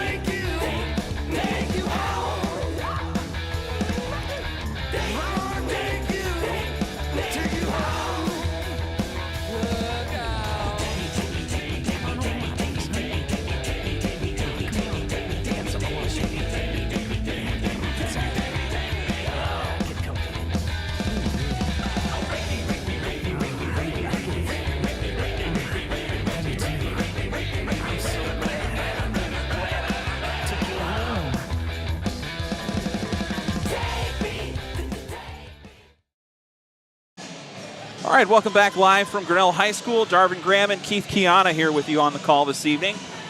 We are about 10 minutes away, 8 minutes away, I should say, from the start of the boys varsity game, South Tama and Grinnell's season opener. He's going to be here in Grinnell tonight. And we heard from Coach Pesca earlier tonight. Really, I think what he's looking for from his squad, if you weren't available for that interview, was just being able to play together as a cohesive unit, and that's kind of has to be the imperative with a lot of new faces, multiple kids transferring in from different schools for South Tama this year, and only really 2 returners from the varsity squad last year. A couple other players got some JV time last year and will be called upon, I think, mostly in the post for South Tama. But just to run down, well, kind of what we know about this South Tama squad so far. The Trojans, again, coached by head coach Dustin Pesca, assisted by Nate Dorn. Last season, the Trojans finished 2-21 with wins over Sadell and Perry.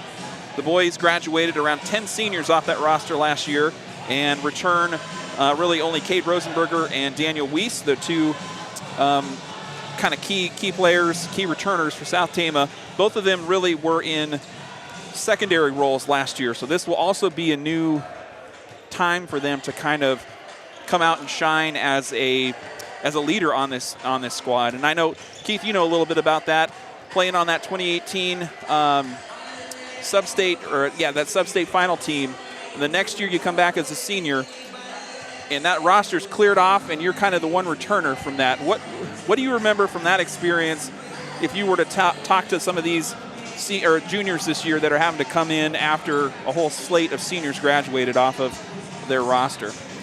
I think coming in, I would just have to figure out that a lot of weight is being put on your shoulders. Yeah. A lot of weight's going to be put on Cade and Daniel to be that experienced player.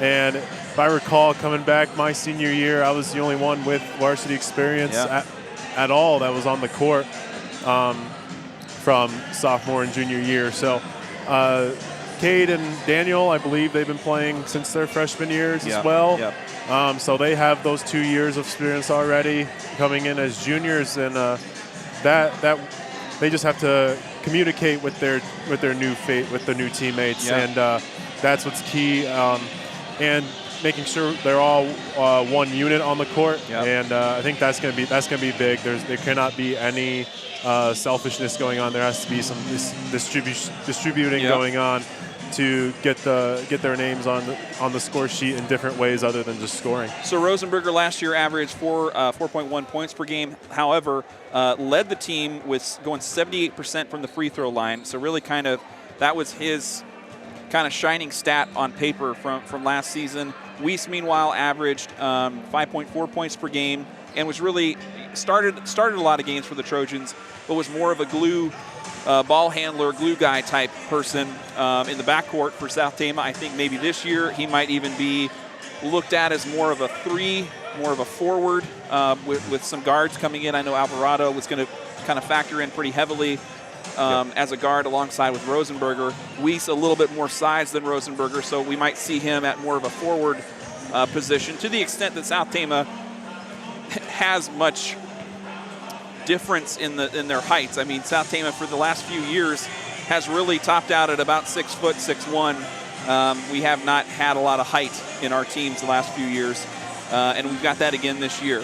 So complementing the Trojans and their lineup this year, we heard Coach Pesca talking about Ivan Alvarado. Alvarado played 12 games off the bench for Marshalltown last year. You heard he was dealing with an injury into his kind of undergraduate or underclassmen years with the Bobcats. He comes over to South Tama for his senior season this year, and we'll look to add some size at the guard position. Also coming over is sophomore Kingston Davenport. Davenport played for the Meskwaki Settlement School last year and comes in over to South Tama. He'll be coming in off the bench, I believe, for the Trojans this year. It will be interesting to see kind of what the rotation might look like, and I'm sure that will be kind of a moving target for Coach Pesca this season. And then rounding out the kind of transfer slate for South Tama, it's going to be senior Wyatt Capeyu. Capello ineligible at the moment. We will not see him tonight, and probably for a couple of weeks at least, maybe even the Christmas break. I'm not quite sure. But Capello was a big contributor for the Meskwaki Settlement School during his years there as an underclassman and a junior. Yep. Played a partial season last year with the Warriors. But in that stretch, I think maybe a 12, 15 game stretch maybe, was the second leading scorer for the Warriors. Got into, I think, average maybe 10 and 5 maybe, and could really factor in for South Tama this year. Yep, Wyatt is a tremendous athlete. I think when he gets on the court, he's going to contribute right away. I think he'll be really good in that post area. I think he'll be the finish as leading rebounder this year. You bet. He's a high jumper, and he's able to get his vertical has increased a lot, and I expect him to be a really good rebounder when he comes back. Yes. You bet. All right, we're going to quickly, before we get the boys game underway, we're going to jump over and talk with our head girls coach, Dina Kiana. If I'm going to have Keith hand the mic over to her, and we'll hear from Coach Kiana after the girls game here. Again, thank you to our sponsors this evening: Cruzy Phillips Funeral Home, Salt Creek Wind, State Bank of Toledo, Sharn Weber's, Marquest Law, SNS Car Wash, and Medicap Pharmacy. All right, I'm joined by STC head girls coach Dina Kiana. Dina, thank you so much for coming up and chatting with us here a little bit. Just some initial thoughts after game 2 against Grinnell, a very different looking team from that Marshalltown team you played on last week. What were your thoughts? What are you kind of telling your players after a game like this? Oh, a lot of things that we talked about was more of a moral victory, bringing up last year's scores. Yeah. And given that we lost 95-11, that our moral victory was holding them down below that number and getting our numbers a little bit higher. Yeah. So morally, I think we did a good job. Overall, we came out kind of sluggish and kind of shell-shocked when a couple of the girls were saying that they're pretty fast. Yeah. And that's something that I've been trying to stress to them about playing in this league and playing against teams like this, that they're always going to be seemingly a lot faster. So a lot of things that we do in our practices and what we try to implement is at a higher rate of speed, and they don't realize it until we get into a game like this. Yeah, yeah. One of the kind of late into the second half, one of the highlights that I saw from your squad offensively, Arrow Lyons able to get away and get some nice shots off. Have you seen that shooting ability from her throughout the season? Was that an anomaly tonight, or something she's kind of got in her tool bag? She kind of does surprise us every so often during games that she just gets the hot hand, and it's really surprising because she'll do it in the paint. She'll do it where she was at today with 3-pointers, and a lot of times she's just one of those underrated players that she's strong, and I just really wish more of that would come out in her overall game. And it's just been one of those things where I've seen her strength when she was younger, and it's just she's getting a little bit more dead eye with her shots. Yeah, absolutely. Heading into, you've got a quick turnaround. Sadell on the schedule tomorrow. You go up to Des Moines for that game. What are you kind of trying to impart on your team and your players to think about and try and focus on their kind of keys to competing against the Eagles tomorrow? I just kind of reminded them, even though we beat them last year at home, that one of the things that every team is different from year to year. I mean, who would have known that we would have beat Marshalltown last year? Right. And this year we did. And so it might be a toss-up game. I'm looking forward to the competition and seeing how well the girls seem to bounce back after a loss like this. Last year we used to, when we had back-to-back games, the second game seemed to be a lot better. The better one, yeah. Well, we will be there cheering for you tomorrow night in Sadell. Best of luck, and thanks for making some time for us here. Oh, sure. Thank you, and thank you for broadcasting these That games. was that we've been listening to STC head girls coach Dina Kiana. All right, we are going to roll right into our starters here. First for the Trojans, it's going to be number 2, Cade Rosenberger. Number 5, junior guard Daniel Weiss. Number 10, senior guard 5'11", Ivan Alvarado. Then it is number 20, 6-foot forward Pella Weiss. He is a foreign exchange student for the STC Trojans this year. And rounding out the starters for South Tama, number 50, Jeremy Dolash, a 6-foot senior. Keith, tell us who we got on the lineup for the Tigers. For the Tigers, it is a 6'3" sophomore Ryan McGrath, I believe. McGrath. Yep. And number 15, 6'5", Carson Penich. 5'11", junior, number 21, Cole Blackford. Sophomore, 22, Derek Doty. And 6'5", junior, 35, Ethan Walker. Grinnell wins the tip-off, and we are underway here in this boys' game. Cole Blackford buries a 3 to start things off. And it's 3-0 here in Grinnell. During warm-ups, they were shooting threes, lights out, come out fire right away, and buries one in the early seconds. Rosenberger with the ball, top of the key, passes off to Alvarado. Alvarado hands it off to Weiss. Now Alvarado, baseline. Shot into traffic, and it will be called out of bounds as Alvarado kind of looking for a foul there, but didn't get the call, and the loose ball went out of bounds. Tigers came out in a 2-3 defense. Don't think they were really anticipating that the Trojans were anticipating that to start. Tigers back with the ball.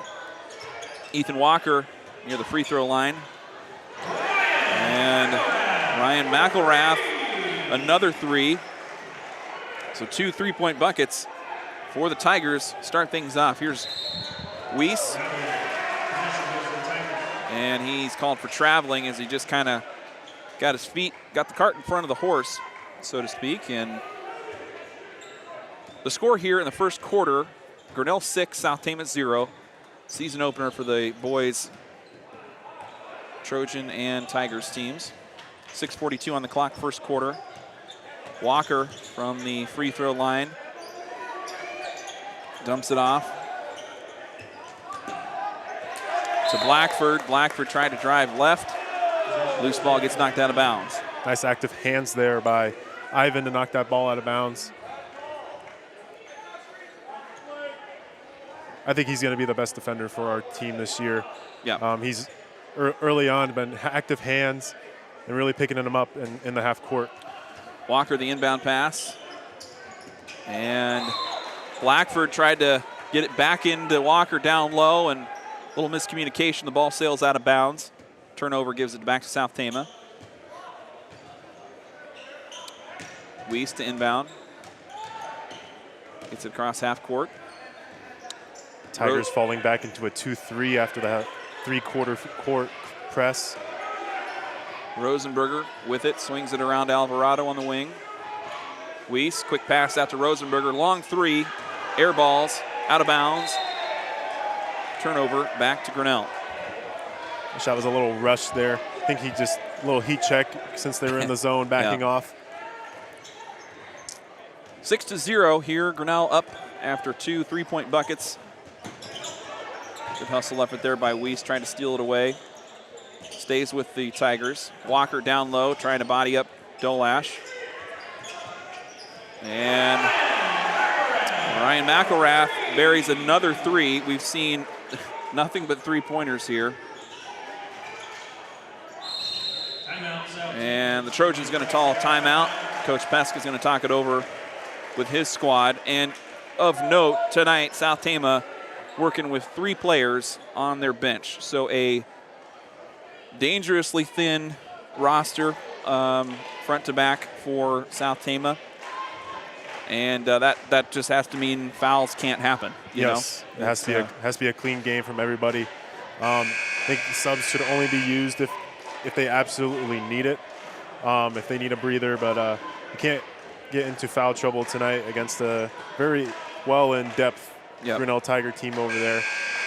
So on the bench for the Trojans, Kingston Davenport, Damian Benner, and Aiden O'Clair are the 3 on the bench. We've got Lucius Bear and Wyatt Capeu not dressed tonight, so they're also on the roster, but not active for the Trojans this evening. Inbound pass out of the timeout goes to Weiss. Now Alvarado from the right side. Rosenberger tried to feed Dolash inside, but the pass gets knocked back to Rosenberger. Now Alvarado. Weiss, three-pointer.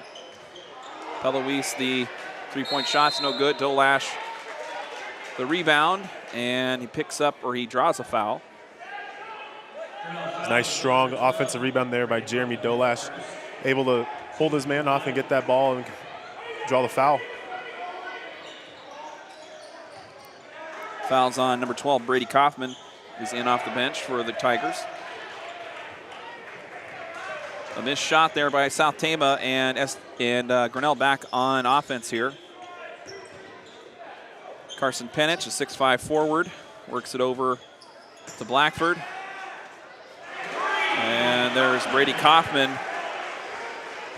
getting the first 2-point field goal for the Tigers tonight, making the score 11-0 with 4:45 on the clock, first quarter. South Tama working the ball back on offense.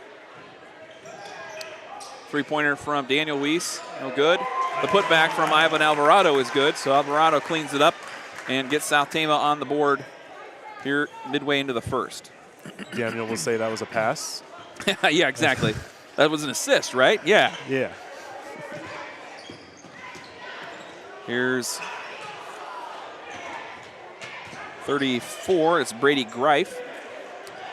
Three-pointer. Greif went into the lane, missed a shot, got the ball back beyond the line, and Brady Greif puts in a triple. The score 14-2 after Grinnell has had some hot three-point shooting here in the first half. Daniel Weiss drives the lane. Ball just rolls around the rim. Just got unlucky on that one. Blackford driving against Alvarado. Dumps off to Greif. Now Kaufman into a double team. Posting up, getting a ball back out to Blackford. Nice defense by Ivan. And a foul is going to be called. So Ivan Alvarado picks up foul number 1. Kingston Davenport will check in for Pella Weiss.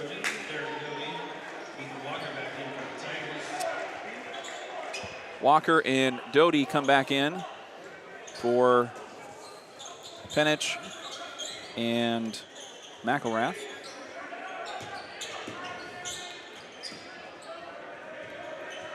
Kaufman gets it out to Greif. Blackford, pull-up jumper, long 2, no good. Davenport almost corrals the rebound. Loose ball picked up by Alvarado in the midcourt. Bucket and the foul. Ivan Alvarado going to the line for a three-point play. Nice little spin move at the top of the key to get the ball into the open court and was able to draw that foul. Nice. Ivan giving a little spark here. Nice handle there by the senior guard. He's had all 4 points for South Tama. He goes to the line for the last shot. Free throws off the mark. Walker, the rebound for Grinnell. 14-4 the score with 3:02 on the clock. First quarter. Tigers with the ball in the half court. Derek Doty getting it over to Blackford. Blackford, one of the 3 kind of varsity returners from last year's squad. And there's Derek Doty for 3. That's already 5 threes for the Tigers. They're doing a nice job of getting in the paint, collapsing the D, finding that open shooter, just spotting up at the three-point line, and they're capitalizing. And South Tama is just kind of forced to react right now. They clearly have not been able to get into any kind of game that they like. Alvarado again trying to get a triple-double, or it's a triple-double, an and one, and he's going to be called for a travel on a Euro step there. think it was a travel. He dragged the foot on the Euro. He didn't really get that foot off the ground.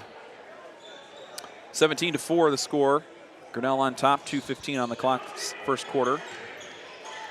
Full three-quarter press there by the Trojans. Forces a turnover. Dolash takes away the loose ball. Nice 1-2-2 press to get that ball right back. Daniel Weiss passing over to Alvarado. Alvarado from the right wing. Davenport to Rosenberger. Trojans need to space out the floor a little bit more. They got 4 guys on one side of the court. There's a cross-court pass to Alvarado from Rosenberger. But Alvarado really had nowhere to work. And, I mean, he's going in there against a 6'3" and a 6'5". And there's Ethan Walker. He's just using that size advantage to get in the low block. Seal off Jeremy Dolash. And that's just an easy 2 for the Tigers. Walker down there, built like a Kenworth, is just dominating the post. And the score 19-4. With just over a minute left here in the first quarter. This game's moved along pretty quickly. Haven't seen too many fouls. South Tama with the ball. Alvarado, top of the key, open 3. In and out, no good. That was still a nice possession by the Trojans. They were able to collapse the defense. Yep. Ivan was wide open at the top of the key, just couldn't hit it. Blackford now, dribbling around Dolash. Dolash back into the paint, working against Walker. But Dolash just kind of couldn't get back quick enough to close out Walker down low, and Walker scores 2 easy ones. Pass down low, intended for Dolash. Goes out of bounds. The officials are talking things over here. We'll see what they call. Last touch by Grinnell. Trojans still have a decent amount of time to get one last shot. I think that's what Coach Peska's just telling his guys right now. It's 26 on the shot clock, 30 on the game clock, so hopefully just try and hold this for one last shot. 28 seconds. Alvarado now with the ball. Left side and the perimeter. Davenport to Daniel Weiss. Alvarado, three-pointer, left side, off the mark, no good. Greif the rebound. And Doty bringing it up the left sideline. 7 seconds. Blackford over to Doty, thought about a 3. Greif will try the 3 now, and it's good. So Brady Greif buries 2 3-pointers in the first quarter. And if you've got your senior 6'3" linebacker hitting 3-pointers, I don't know what you're supposed to do if that kid's out there putting down 3s. No, there's just nothing you can really do to defend that. He just has all aspects of his game covered. Yeah, and he's looks like he's going to be a really dangerous player for this Grinnell team off the bench this year. So 24-4 the score. We have a quick break. We'd like to say thank you to our local sponsors this season. They include Cruzy Phillips Funeral Home, Salt Creek Wind, State Bank of Toledo, Sharon Weber's of Toledo, Marquest Law, SNS Car Wash, and Medicap Pharmacy. Reminder, we're going to have our next broadcast of the week just tomorrow over in Sadell. It's going to be a video broadcast. Boy-girl doubleheader tomorrow. Live from Sadell High School in Des Moines. Girls game starts at 6 o'clock with the boys game to follow, much like this evening. And so if you're not able to make it out to cheer on the Trojans tomorrow evening, tune in to us here on Trojan Country, and we'll have the call for you. Coming out of the timeout, South Tama back on the court is Dolash, Alvarado, Daniel Weiss, Rosenberger, and Kingston Davenport to inbound. 24-4 is the score to start quarter number 2. Davenport from the right corner. Trojans working it around the perimeter here. Rosenberger driving the lane. Floats over a shot, no good. Dolash working on the rebound. Got it over to Rosenberger, and the putback is no good. Now Grinnell quickly pressing it up the court. Blackford and Alvarado. No, that's not Blackford. That is Penich and Blackford. Penich and Alvarado. I'm getting ahead of myself. Tie up, jump ball. Arrow goes to the Tigers. Doty brings it into the lane, pulls it up, kicks it out to Greif. On the perimeter. Now Doty back on the perimeter. And there's a turnover. Cade Rosenberger got a hand in against Blackford. Tried to steal the pass away and was last touched by Cole Blackford. Turnover, South Tama ball. Nice active hands there by the Trojans on defense. Really putting a lot of pressure on the Tigers to make those quick passes, and Doty just wasn't ready for it there. 24-4 the score here. 7 minutes on the clock in the second quarter. Daniel Weiss, top of the key. Over to Cade Rosenberger. Long three-pointer for Alvin Alvarado, not good. Greif the rebound, clears it out for the Tigers. Trojans just can't get anything into the paint right now. That zone defense is just locking that down right now. Blackford's shot off the mark. Nice rebound by Dolash. Yeah, I mean the size is an issue tonight, clearly for the Trojans, and it will be all season long. Yes, it will. And they're just going to have to adapt and find other ways to get the ball in there. Alvarado with the ball, gets a screen from Dolash, kicks it out to Daniel Weiss. Weiss the three. It's good. Daniel Weiss getting his first points of the night. Score now 24-7 after the triple from the junior forward. That's what we need from Daniel. Take control of the game. Just keep shooting his three. He is a good three-point shooter. Here's a three-pointer from Blackford.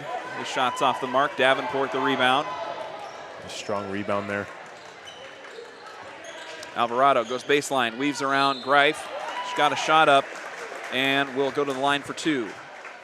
Ivan's doing a nice job just attacking the paint, forcing the defense to collapse.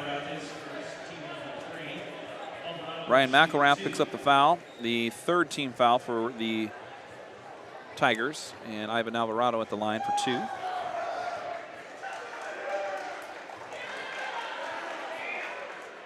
First shot's no good. Ethan Walker and Jack Hoops. Man, that's a basketball name. Jeez. Coming in off the bench for the Tigers.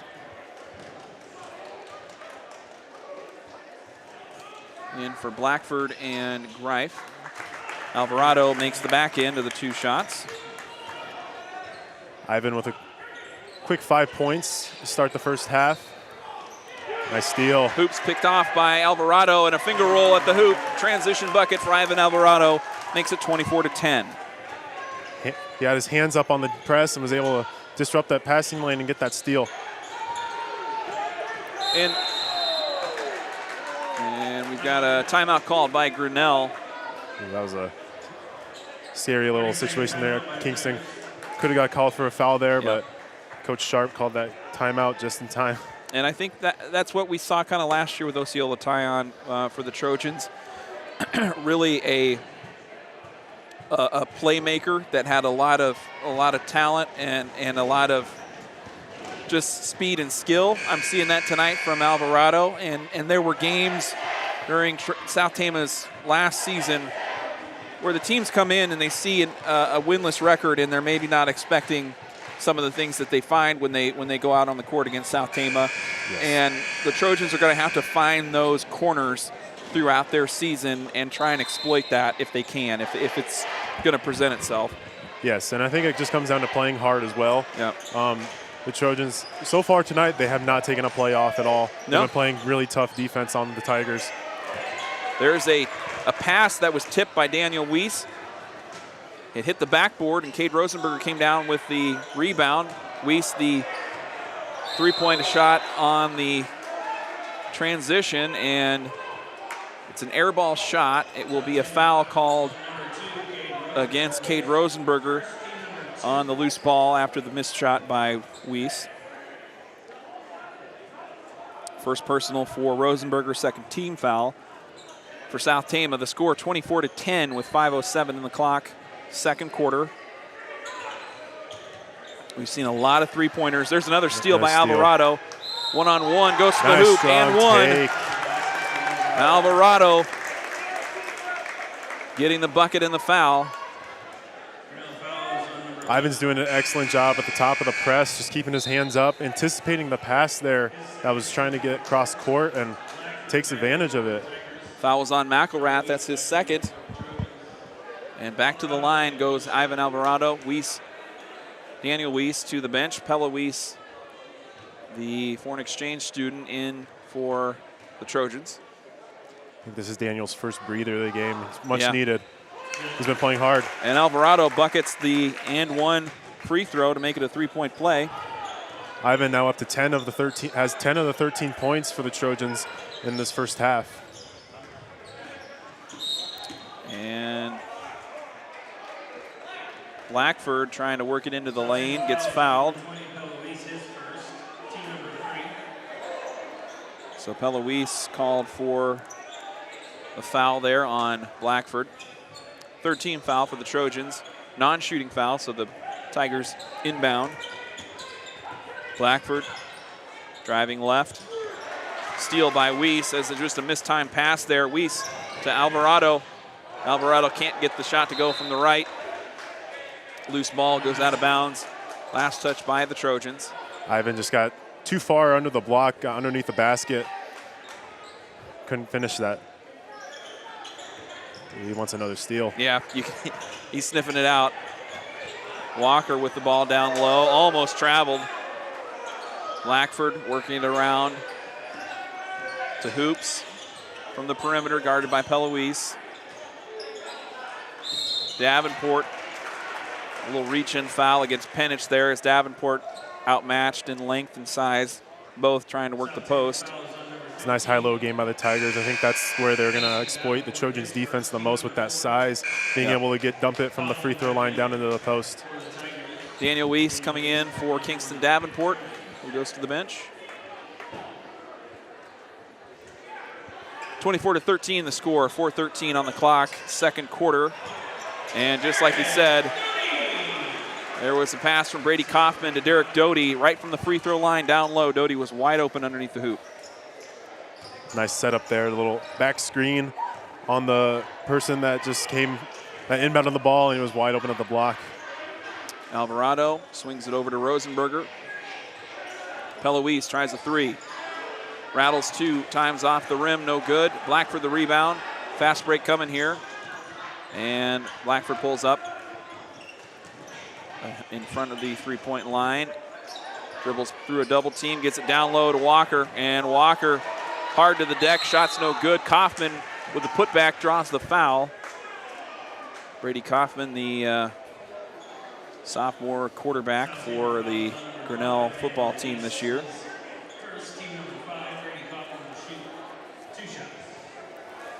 Daniel Weiss getting the foul for South Tama. They're at 5 team fouls now as Kaufman is at the line for 2. What I'm seeing for the Trojans on defense, they're doing a nice job helping on screens.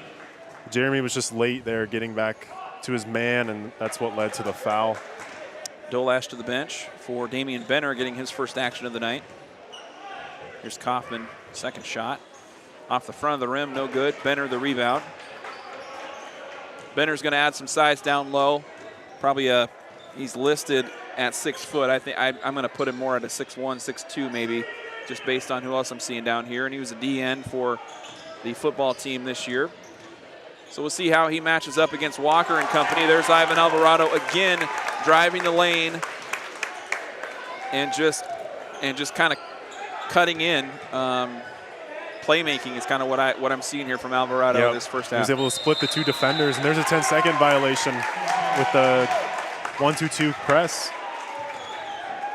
So Alvarado kind of, I don't want to give him too much credit, but what we're seeing is he's staying kind of as the lone defender in the backcourt, and the steals that he's forced have kind of kept Grinnell honest getting the ball up the court, and that time just his presence bouncing back and forth kept it too long and turns it over. There's a missed three-pointer by Peloise. Now the Tigers on the fast break. Blackford to Doty. Off the mark, no good.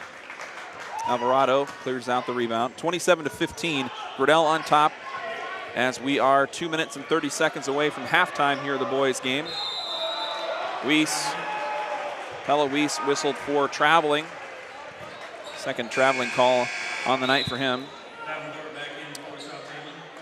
Kingston Davenport coming back onto the court for Pella Weiss. And Coach Pesca telling Pele jump stop instead of just sliding his feet there. I think that's why he was called for traveling there in the corner. Blackford quickly gets it into Kaufman. Kaufman, excuse me. I was thinking Hoffman and Kaufman. Kaufman into the lane, draws a foul, and will go to the line. Foul is going to be Damian Benner. 16 fouls now for the Trojans. They're kind of spread out, though. I don't think anybody has more than one. Yeah, I've got six guys with a foul each. So if you're going to do it, that's probably the best way to go about it here for South Tama, with three players on the bench tonight.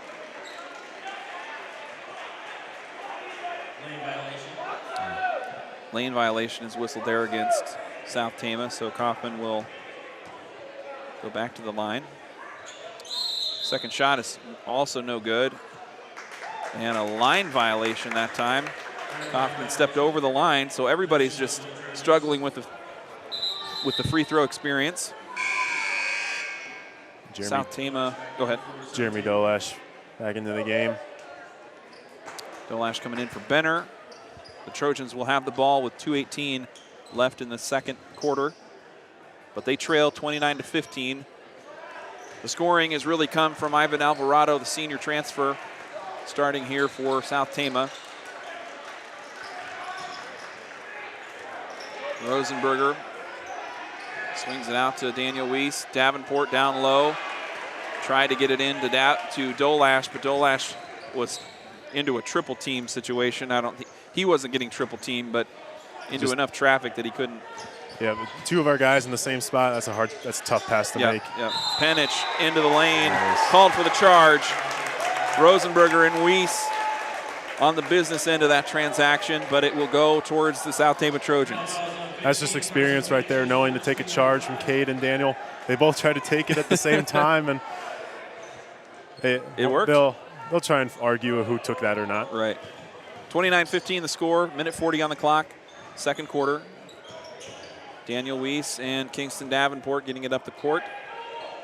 And they hand it off to Alvarado.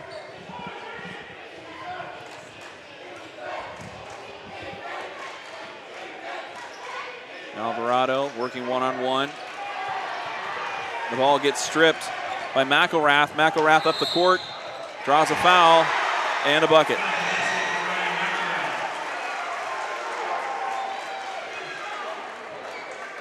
I think Kingston just has to let that one go. Yep. That's just a silly foul right there.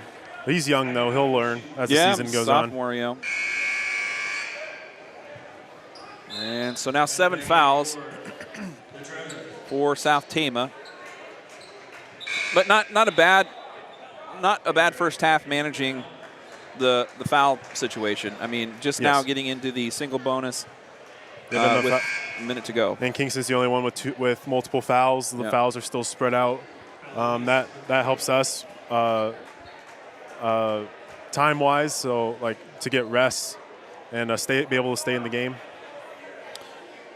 And it will be Ryan McElrath at the line for the Tigers. Grinnell leading 31-15. McElrath puts it in, making it 32-15. McElrath's now up to 9 points. He had those 2 early threes in the first quarter.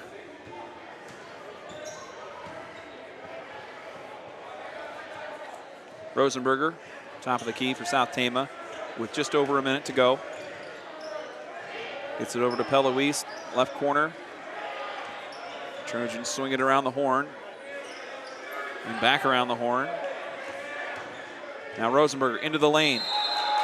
Draws contact, and he'll go to the line for 2. That's what we need from Cade. We just need him to drive the lane. He's an aggressive point guard. He's not afraid to get in there. And I would like to see them get the ball into the post on a post-up I don't think we haven't seen very much No, of that. no. That will open up the 3 for us as the season goes on. I hope that they see this and see that in film and see what the zone does when they get the ball into the paint. Rosenberger off the mark on his free throws. Loose ball goes to Penich and the Tigers. Now Penich from the right side. Takes it up, hands it off to Blackford. Blackford around a screen, back to Penich. Nice looking give and go there. Penich the bucket for 2. 34-15, 30 seconds to go here in the first half. Ivan Alvarado with the ball. Score clock and shot clock just about identical.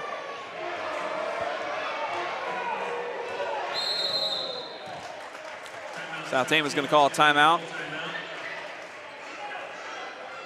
Try and talk things over. I'd like to say thank you to our sponsors for the winter season so far. They include Cruzy Phillips Funeral Home, Salt Creek Wind, State Bank of Toledo, Sharn Weber's of Toledo, Mark West Law, S&S Car Wash, and Medicap Pharmacy. Reminder, our broadcast tomorrow night will be live from Sadell High School. STC girls and boys varsity will be in action, and that will round out our coverage for this week. Next week is going to be a late start. We're going to start our broadcast with a wrestling duel next Thursday. That'll be December 8th. The wrestlers head to Benton Community for a double duel, and then on Friday we're going to have basketball action live from the Roundhouse. So that's kind of the next little bit in front of us here on Trojan Country. And please join with us if you can't get out to cheer on the Trojans, and by all means, please do. With the split scheduling like South Tama and the WAMAC Conference do it could be hard to get a full crowd in for a single game when the boys' team is away and the girls are home, or vice versa. So if you're in the community out there listening tonight, do what you can to get into the gym and cheer on the Trojans. It does make a difference, the kind of atmosphere that these players are able to play with. Out of the timeout, 7 seconds left. South Tama with the ball. Peloise, let's go with 3, and from the corner, it's good. Peloise, the senior, will end the half for South Tama. That was a great setup there by Coach Pesca. Swing the ball around. That was a nice extra pass by Daniel Weiss, too. He had time to get the shot off, but it was an unselfish play, and nice way to end the half. 34-18, your halftime score as STC and the Tigers head into the locker room. We're going to take a quick break live from Grinnell High School. We'll be right back after this. You're listening to Trojan Country.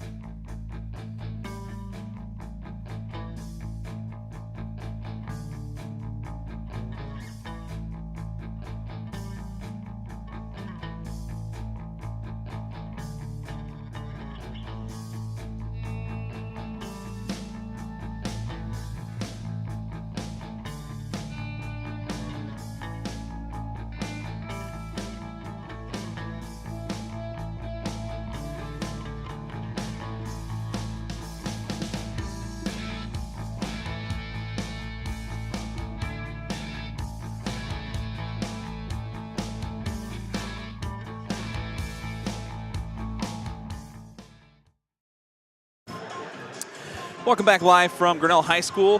Darvin Graham and Keith Kiana here live on the call tonight. And your halftime score, Grinnell 34, South Tama 18. Keith, run down some stats for us here at halftime.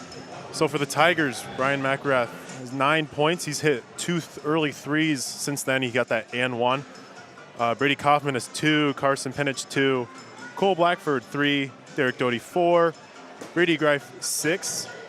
And for the Trojans, it's been mainly Ivan Alvarado. He's got 12 of the 18 with 3 additional coming from Daniel Weiss and 3 from Pella Weiss to end the half. Yeah, Alvarado really getting it done, mostly in the lane. We've seen some free throws coming from him.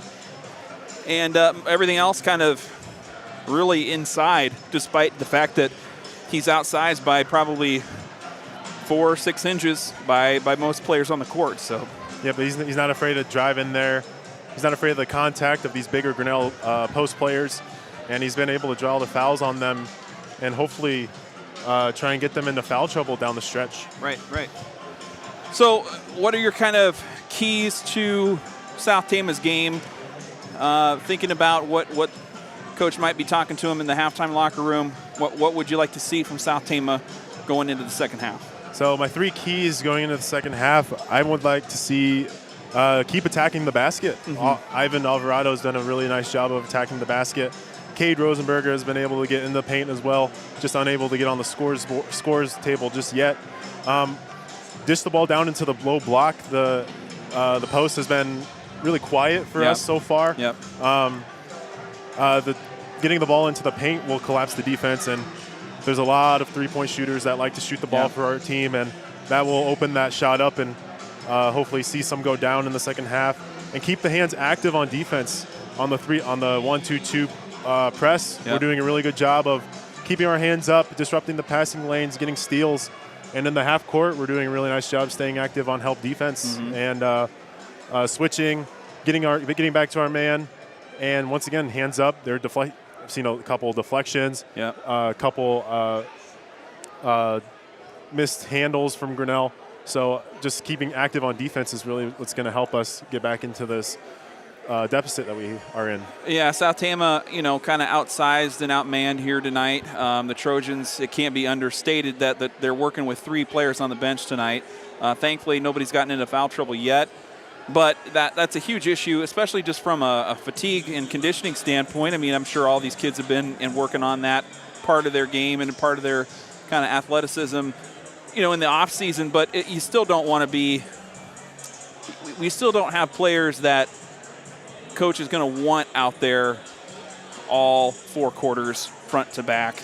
They're going to be called on to do it like that. I think a lot of this year, a lot of this season. But that's going to play a factor as well, and how can they respond to that? So we'll see here. There are a few players that I believe Coach Pesca will want down the stretch of the season, where he will want them on the court for most of the game, especially Ivan. Cade will be out there a lot. I think Daniel and Cade each have come off the court only once, so they've been playing nearly the entire game. And I think Ivan has been in the game the entire time. So it's mainly these our two bigs that have been getting some time out. Right. And if they do come off the court, that's not for very long. No, so no. Coach Pesca is going to want to rely on their conditioning to get better as the season goes on, and so they can be on the court for those big moments. About 40 seconds away from the start of the third quarter here as both teams on the court getting warmed up.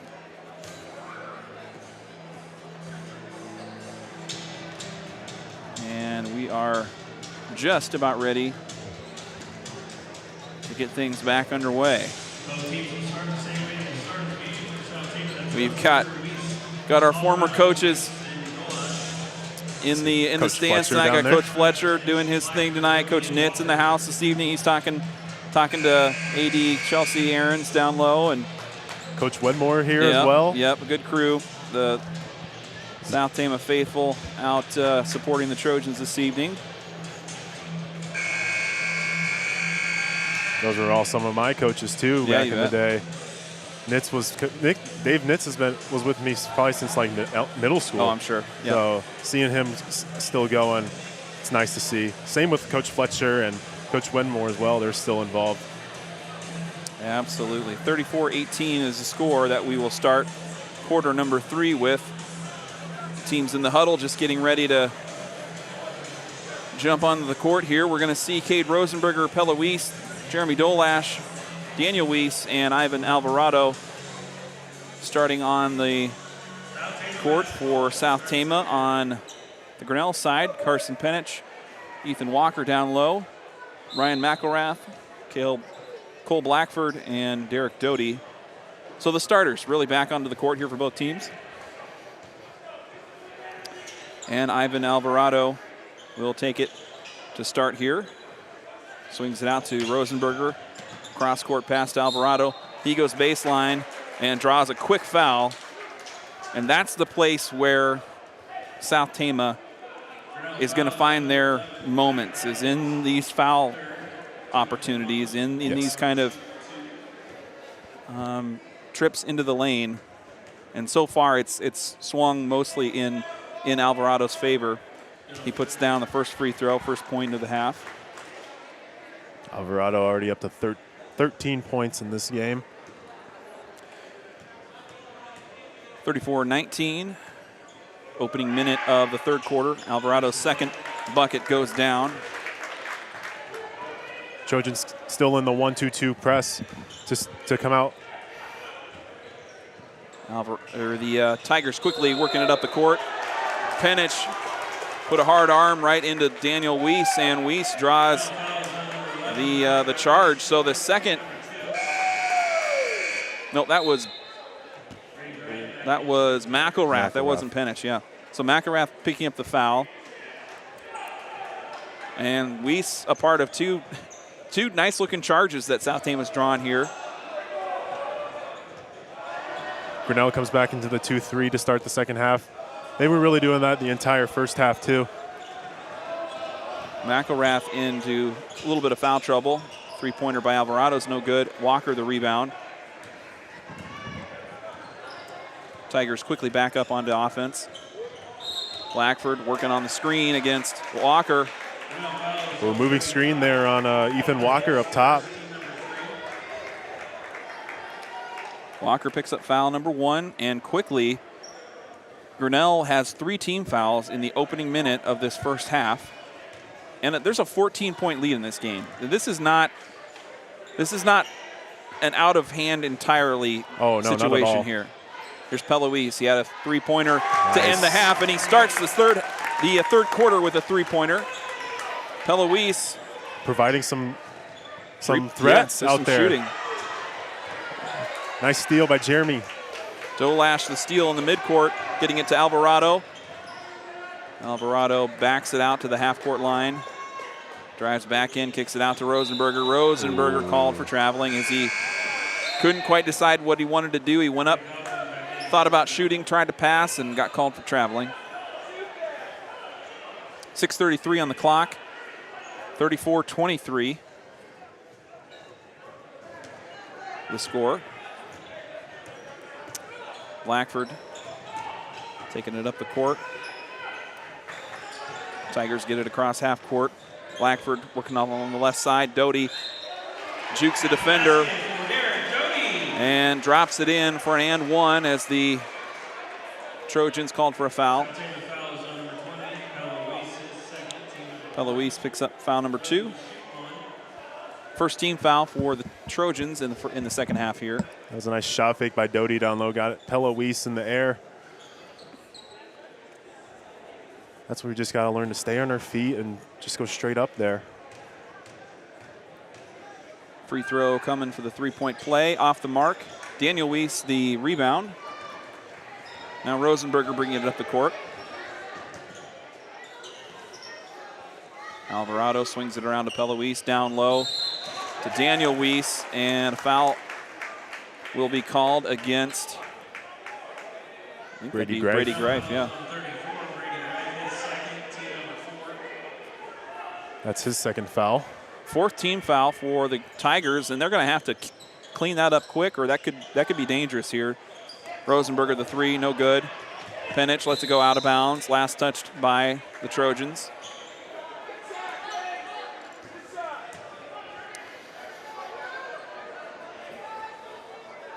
(36-23) the score here with 6:01 left in the third quarter. South Tama's forced Grinnell into some foul trouble here into the second half, and that's kind of given the Trojans some transition opportunities. And there's a three-pointer from Doty, off the mark, no good. Blackford thought about one, picks it up, drives inside.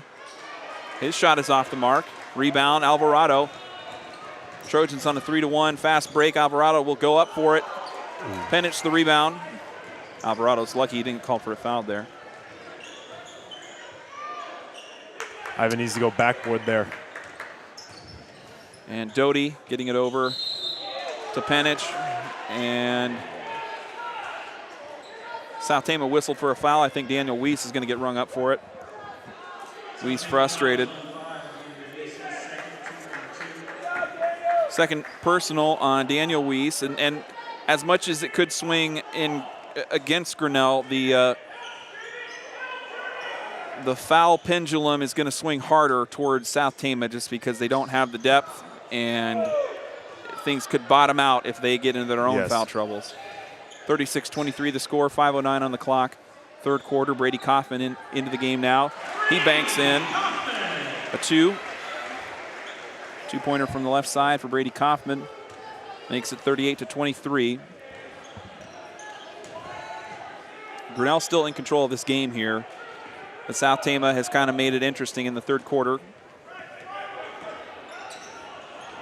couple three-pointers and a lot of fouls we've seen so far. Ivan Alvarado behind the back pass to Daniel Weiss. Weiss working against Greif. Dumps it off to Dolash, and Dolash called for traveling. I think if Jeremy takes an extra dribble there, I think he can get away with that little move that he made there. Kingston Davenport will come into the game for Dolash.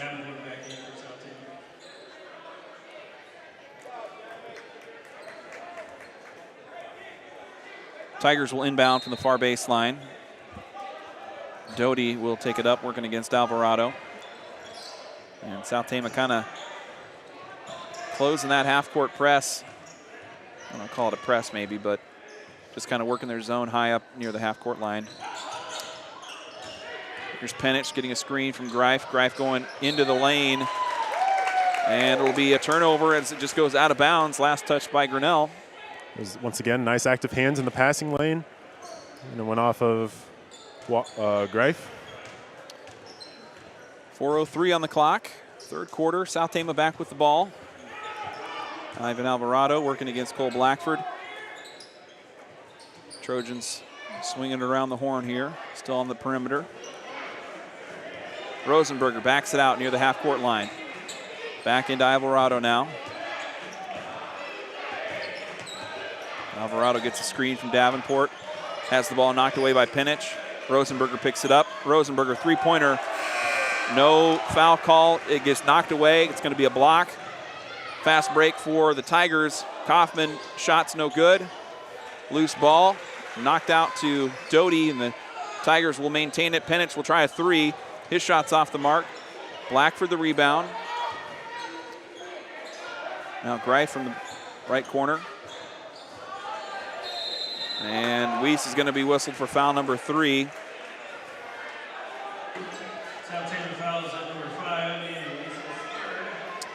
I like the aggressiveness. Just got his hand, slapped the wrist there. So Weiss goes to the bench, and that will bring Jeremy Dolash back into the game. So the first kind of foul trouble of the night rears its head here in the third quarter with Daniel Weiss going to the bench with 3 fouls. And Brady Greif quickly on the out of bounds puts it in for 2. 40-23 the score now. Just under 3 minutes on the clock here in the third. Alvarado with the ball in the perimeter. Gets it over to Rosenberger. Davenport tried to squeeze it around the baseline, but the pass gets knocked away. Turnover, Grinnell ball. Blackford sprinting up the court. And Kaufman had it down low and is going to draw a foul on Rosenberger, I think. We don't have a motion yet from the official, but that's what it looked like to me. I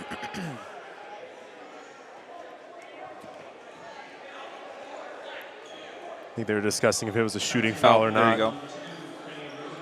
Non-shooting against Rosenberger. Second personal Nice against steal. Cade. Steal by Alvarado.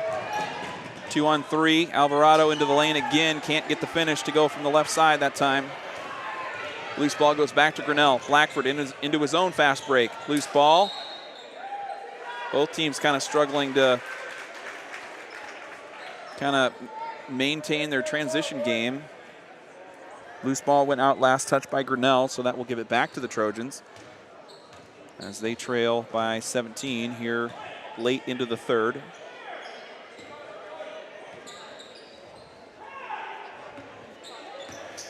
Rosenberger will be called for an offensive foul. That was a moving screen on Jeremy. Oh, okay. Yep. It's only Jeremy's first foul of the game. 15 foul for the Trojans, and now, you know, as we get long into this third quarter, South Tama has now eclipsed the Grinnell Tigers in fouls, and you're kind of seeing some of that frustration build here a little bit as we got a timeout on the court. Just a few ticky-tack fouls for the Trojans, causing them to get into a little bit of foul trouble now, starting to brew. You know, that was the thing coming in, that with only 3 guys on the bench, you can't have those ticky-tack fouls up near the three-point line. So now Daniel Weiss with 3. Cade has 2 fouls. Kingston has 2. Pella 2. Ivan, Damian, and Jeremy all with 1.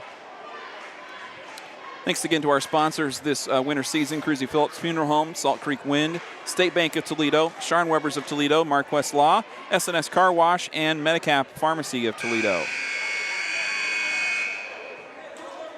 Reminder, we'll be live for the Sadell games tomorrow evening from Sadell High School in Des Moines.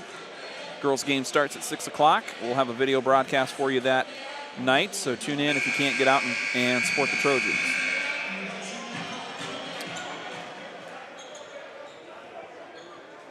It will be Grinnell basketball. They'll have it in their own backcourt.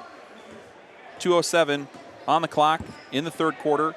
Grinnell leading 40-23.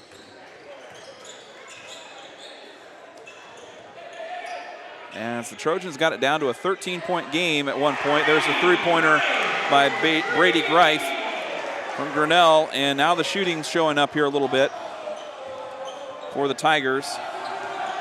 43-23, back up to a 20-point deficit for South Tama.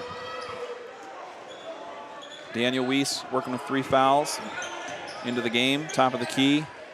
Gives it off to Alvarado.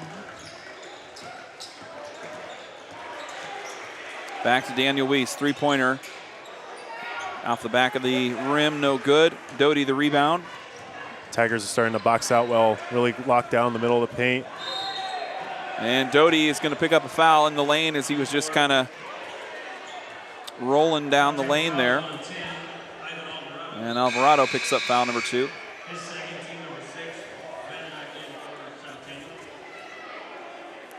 Damian Benner checks in for Jeremy Dolash.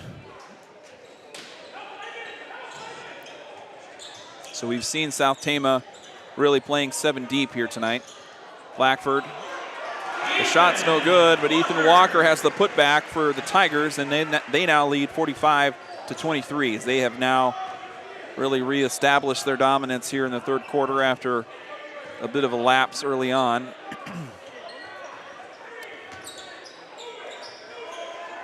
South Tama moving it quickly around the perimeter.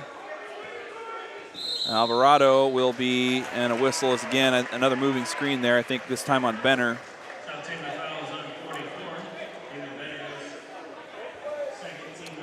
Second foul on Benner, 7th team foul on the Trojans, so single bonus coming the rest of the way for the Tigers. Still 14 fouls for Grinnell. So they have kind of slowed down their foul trajectory as we saw it earlier in this half. Missed shot on the Grinnell side gives the ball back to South Tama. Peloise will try a 3. His shot's off the mark. And Kingston Davenport going to get whistled for and over the back. Trying to reach for the rebound. So Davenport quickly picks up foul number, I believe that's foul number 3. Yeah. And now Aiden O'Clair is going to come in for his first action of the night. Coming in for Davenport.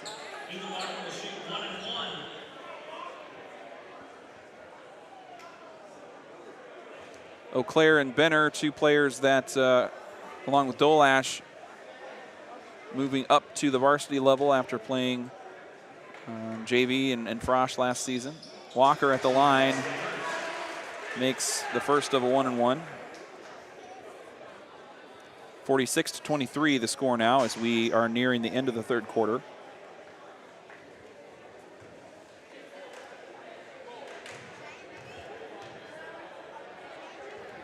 Walker's second shot coming.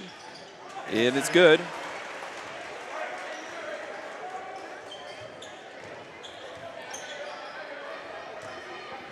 South Tama has Ivan Alvarado taking it up the court. 12 seconds to go. End of the third coming. Alvarado dumps it off to Weiss. Gets it back to Alvarado in the middle of the lane. Goes in, draws contact, no call there, and he gets the bucket. And so South Tama has the last word at the end of 3.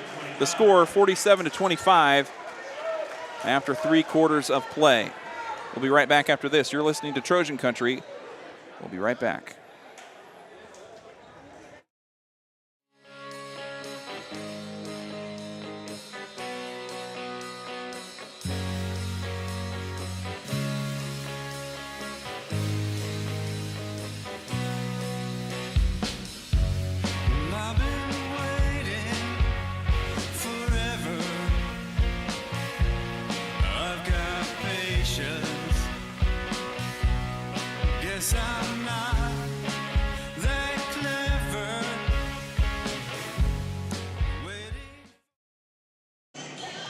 Welcome back live from Grinnell High School. Darvin Graham and Keith Kiana here live on the call.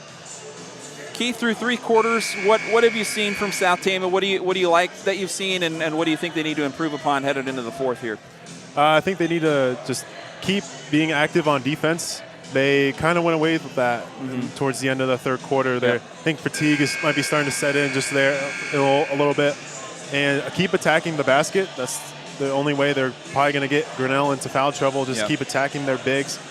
What I still need to see from this team is get down into the post. We still have not seen a post touch in the block. I think, but that's just hard to do with the way Grinnell has us oversized. Yeah, and I mean, I don't know that we're going to see the kind of size that we're seeing. I mean, it's not like we've got a bunch of 6'7" players out there, but we've got 2 very big bodies in Greif and Walker down low. I don't know that we're going to see that kind of like football lineman sort of build every night in the WAMAC. I mean, we're going to have big players each night, but as we talk here, Ethan Walker starts off the fourth quarter with a quick bucket.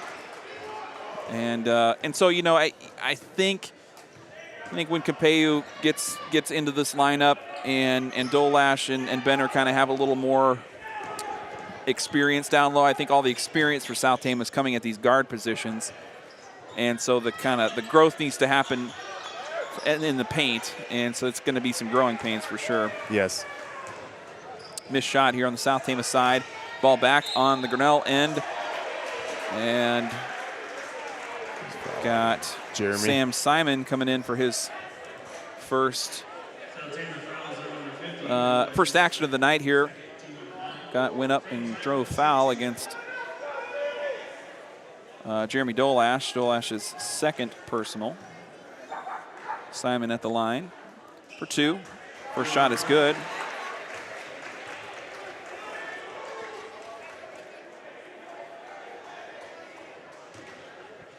(50-25) the score here, just in the opening minute of the fourth quarter. And Simon puts in both free throws, just in off the bench. First half was really all three-point shooting for Grinnell, and that kind of dried up in the third, and saw a couple of three-pointers late in the third quarter, but that kind of the profile has changed a little bit for the Tigers. There's Cade Rosenberger, best drive of the night, I think, for Rosenberger into the lane right there. Yes, Got it was not he was confident on that drive that time, and he had a good jump stop there. I think that he was able to gather himself and put it in. 51-27 the score here with 6:30 on the clock in the fourth quarter. Almost a steal there by Alvarado, who got a hand in a passing lane. Blackford gets the loose ball. He's got it on the right wing. Now Doty from the top of the key. Another and charge. He careens into the lane with reckless abandon, and Daniel Weiss will pick up another, will draw another charge in the lane. First personal for Doty, and the 5th team foul for the Tigers. South Tama has 9 team fouls so far, so single bonus the rest of the way. Peloise is going to try another 3 from the corner. Not there. Walker at the rebound.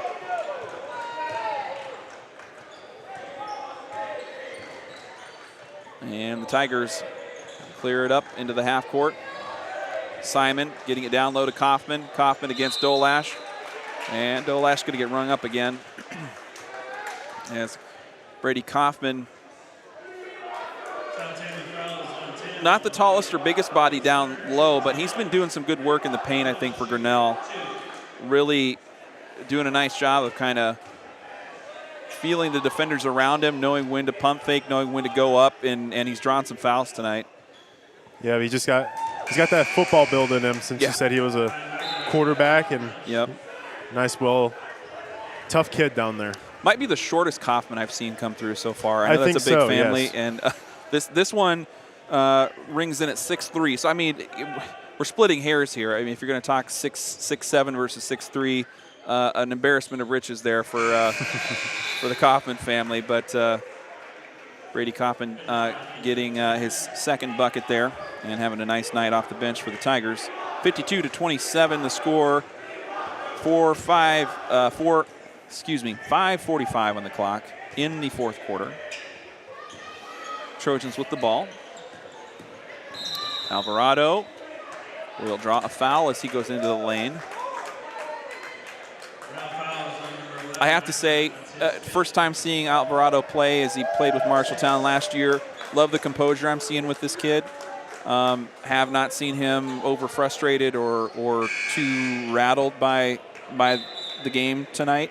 Yep, he's just a well composed basketball player, and it helps to come in with Class 4A experience under his belt. And he's been in big games before, I can tell. He's just a well composed player. Rosenberger to Daniel Weiss from the corner. Weiss lets go a 3, no good. It will stay with the Trojans, last touched by South Tama. Inbound pass, almost stripped away. Dolash picks up the loose ball. And there's a nice look down low, Daniel Weiss to Jeremy Dolash. There you go, that was a nice dish there from Daniel Weiss. And Jeremy was able to finish and go up strong. timeout on the court. The score 52-29.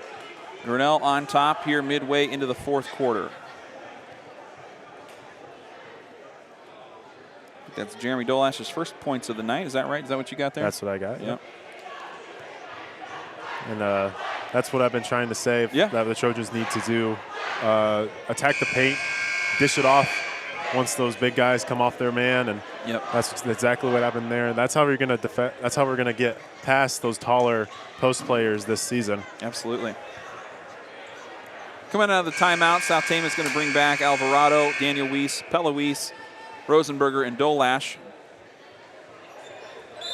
They trail 52-29 here as Grinnell's pretty much salted this game away, but Trojans still playing hard here in the fourth, so I like to see that. Fast break attempt is going to result in a turnover for the Tigers as Brady Greif couldn't quite hang on to a pass from Blackford there, and out of bounds, turns it over. Trojans came out there in a man-to-man full court press. They went away from the 1-2-2. Alvarado, little finger roll in the lane, rolls no good. Blackford the rebound. Blackford sprinting up the court. Gives it over to Greif. He tries a three. No good. Walker down low, cleans it up for two. That big body was there just to get that offensive board and able to put it back in. Walker having a nice second half, getting a little more active in the scoring area for the Tigers. Here's South Tama now with Rosenberger. South Tama gets it out to the corner, and there's Ivan Alvarado's first three-pointer of the night. Rattles in. And he's been pretty quiet. I mean, the whole South Tama has struggled to score the basketball around the lineup in the second half. Walker again getting in front of the South Tama defense. Another timeout called as Walker finishes at the hoop. They're just slow getting back there to defend that. The Tigers did a nice job pushing the ball up the court, and that led to the easy bucket there for Walker. It's been a tough haul for the Trojans against against Grinnell in the last decade or so. The Tigers have won 22 out of the last 24 meetings of the school of these two teams on the boys' side. I don't have the girls' numbers with me, but I know they're not quite that lopsided, and that's going back to 2006. The two wins that South Tama came away with were in 2017. I think you were there for that one. I was. Yeah. I fouled out of that game. I remember that. All right. What? Any other memories of the 2017 Grinnell game? Oh yeah, towards the end of the game, we had to mount a little comeback in the fourth quarter, and I remember Sterling Tyon hitting two big threes towards the end of the game, and he eventually tied the game up. And I remember him calling his number near the volleyball line, and he just swished the three. That was perfect. And I just remember seeing the ball going through the bench and him sealing that game for us, and that was just a really fun feeling to finally be able to beat Grinnell after such a long drought. Just a dangerous three-point shooter there, Sterling was during his years, and then before that, it was 2009 was the last time that STC had a win on the boys' side. Coming out of the timeout, South Tama with the ball now. Alvarado missed a three. The putback attempt for Rosenberger was no good, and Grinnell with the ball back now. 56-32 the score with 3:42 left in the fourth quarter as this one's winding to a close. Alvarado 3-on-1, pumps the break, tries to get it to Pella Weiss. Alvarado to the deck, saves it. Weiss to Davenport. Davenport trips up going down low. And a foul will be called against Grinnell. Blocking foul. We're now in the bonus now, heading the rest of the way, so we'll be shooting one-on-ones. Bonus. Second personal for Ethan Walker. And Kingston Davenport at the line, going to shoot a 1-and-1. Kaufman and Doty checking in for Blackford and Walker. Stick around after the game. We're going to hear from one of South Tama's key players of the night. Don't know exactly who coach is going to send up. We're going to talk with one of the boys' players to wrap up this evening here in our post-game report. 56-32, the missed bucket by Kingston Davenport. And the loose ball picked up by Grinnell. The ball over on the Grinnell side. A foul is called. A foul's called against Alvarado, his third personal now. I have him down for 4. 4? There, Yep. Yep. So Alvarado into some trouble here, but this game kind of out of reach at this point, I think. Don't want to close the book too early, but the Trojans just have not shown that they're able to score in succession. I mean, we've had kind of stops and starts tonight, but it's kind of come at the fringes of this game, not so much in the Trojans putting in an offense, executing, and scoring off that offense. It's come off of fouls. And, steals. Yep. Yep. Missed shot on the Grinnell side, gives it back to South Tama. Rosenberger driving into the lane. Daniel Weiss into the lane. His shot is no good. Picked up by Greif. Still a nice take there by Daniel. Yeah.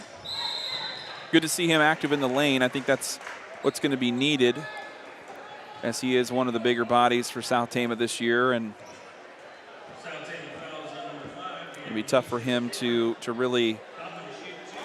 It's going to be tough to spread the ball around in the perimeter with Rosenberger and Alvarado kind of needing the ball there in the ways that they do.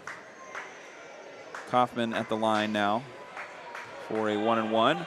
Misses the first. That was Daniel's 4th foul as well. So him and Ivan now have 4 fouls in the waning minutes of the game.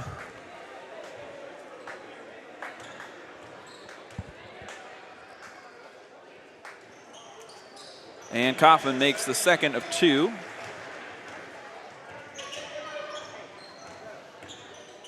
He's had a nice night off the bench for the Tigers. I'd be happy with that if I were his coach, I think. 57-32 the score. Alvarado with the ball on the South Tama end. 2:43 on the clock, 4th quarter. And a shot from Weiss is just swatted away by Penich. Not much you can do there with the size disadvantage. Yep. Ball still on the South Tama side. Alvarado has it, top of the key. Thought about a 3.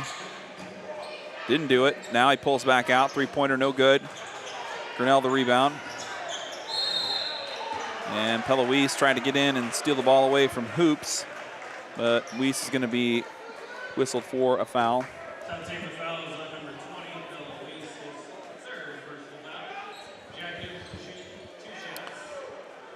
Hoops to the line for 3 on the double bonus.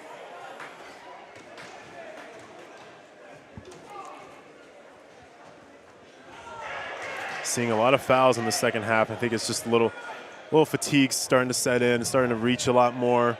They're not really moving their feet. Yep. But they'll get more conditioned as the season goes along. Hoops, second shot, no good. Rosenberger picks up the rebound. Fast break up the court to Alvarado. Alvarado had it stripped away by Kaufman. And went out of bounds. Last touch by the Tigers. Inbound pass to Davenport.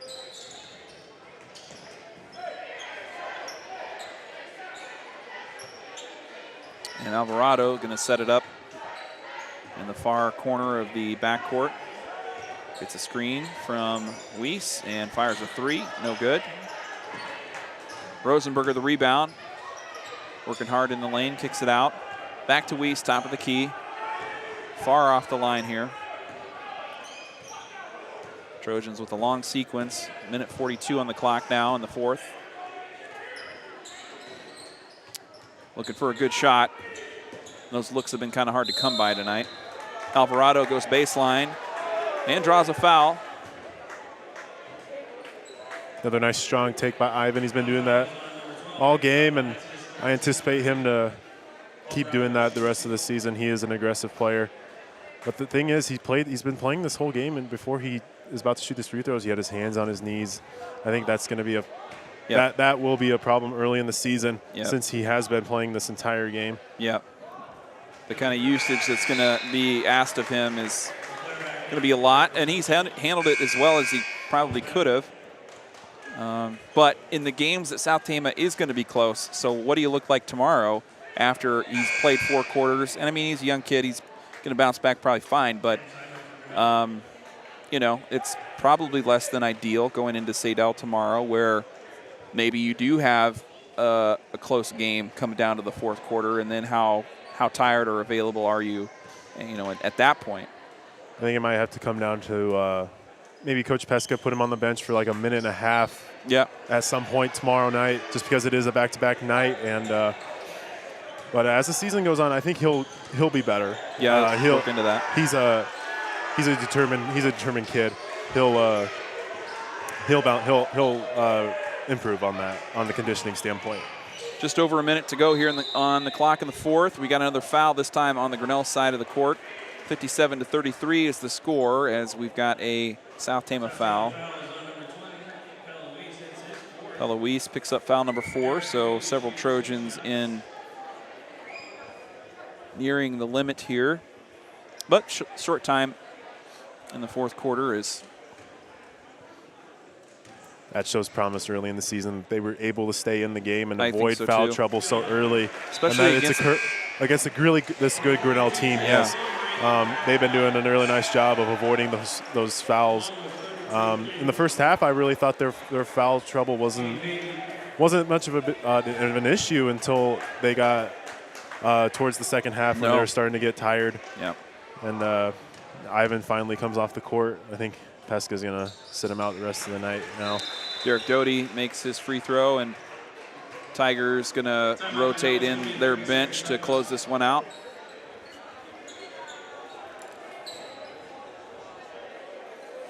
And, of course, what I've been noticing here, and I don't spend a lot of time in Grinnell, but what I'm seeing just across the court here, first night of the season, a pretty weak-looking home crowd from this Grinnell, this Grinnell team. I would say the same for the girls. We've had about the same crowd size, boys to girls. It just looks like family members and a bit of a student section here. And I kind of wonder how that. I mean, I don't even want to say that. It's not like Grinnell's got a big wrestling program that has really dominated and kind of gets the attention. It's kind of been pretty even from what I can tell. And I wonder how that's going to be affected when they go into the WAMAC here next year. I just wonder that Little Hawkeye Conference has gotten so competitive. You've gotten perennial state tournament teams coming out of that Little Hawkeye. And Grinnell, they're going to wipe the court with South Tama, and they quite possibly could go winless in their own conference against Pella and Norwalk and Indianola, those teams those are winning state championships. Oskaloosa won one not that long ago. Yeah, the Little Hawkeyes just has a history of being competitive, and I remember when I was a kid growing up, we were still in the Little Hawkeye playing Grinnell, Pella, Oskaloosa, and those games weren't easy at all from the memory I have. And I think when Grinnell comes to the WAMAC, I think it'll be a different feel for them. There's a three-pointer on the Grinnell side. Sam Simon putting it in. 62-33, under a minute to go here. South Tama back with the ball in the half court. I will say that was a shocking move when I heard that Grinnell was going to be joining the WAMAC. I never thought I would ever see Grinnell and South Tama in the same conference again. Yep. Peloise missed the three. Rebound goes to Grinnell. 26 seconds to go. Doty will fire a three. No good. And Tristan Willenbring, 6'5" center. Crowd's kind of calling for him to get a touch here. But it looks like Grinnell's going to hold off and let this one run out. Final score will be 62-33. Live from Grinnell.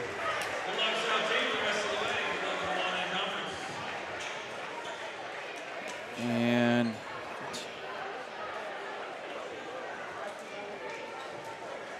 What was South Tama's score at the end there? 33. 33, there we go. 62-33, your final. We're going to take a quick break. We'll be right back with a post-game wrap-up. You're listening to Trojan Country.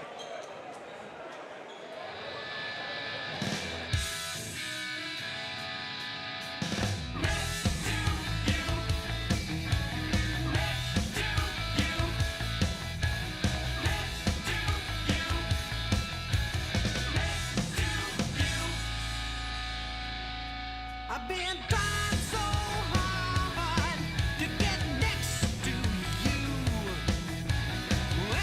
Anyway, to get close to you. Can't you see I'm crying, so sad and blue? And I'd do anything to get next to you. All my life I've been trying all the time. You got me crying. All I want is just to get next to you.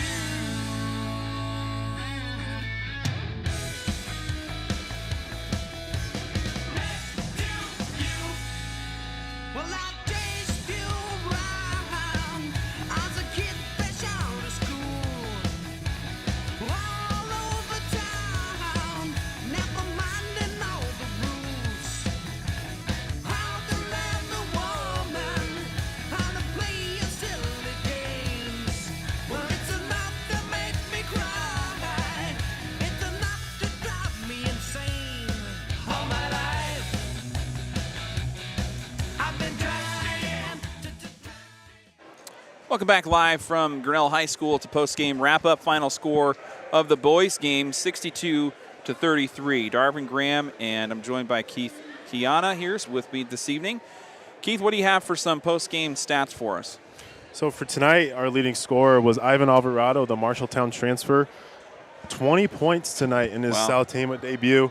Of the 33, Cade Rosenberger and Jeremy Dolas contributed 2 apiece. Pella Weiss, 6 points off of 2 3-pointers. And Daniel Weiss added a 3-pointer in there as well. But I was really impressed with Ivan, showing us that we have a spark on this team this year. And he is going to be the biggest threat for our team. And Yep. I think he will be one of the prime scorers in the WAMAC West this year. Absolutely, absolutely. Like to see his shot get going a little bit more. Tonight was a lot of transition, a lot of in the lane stuff, and that was great.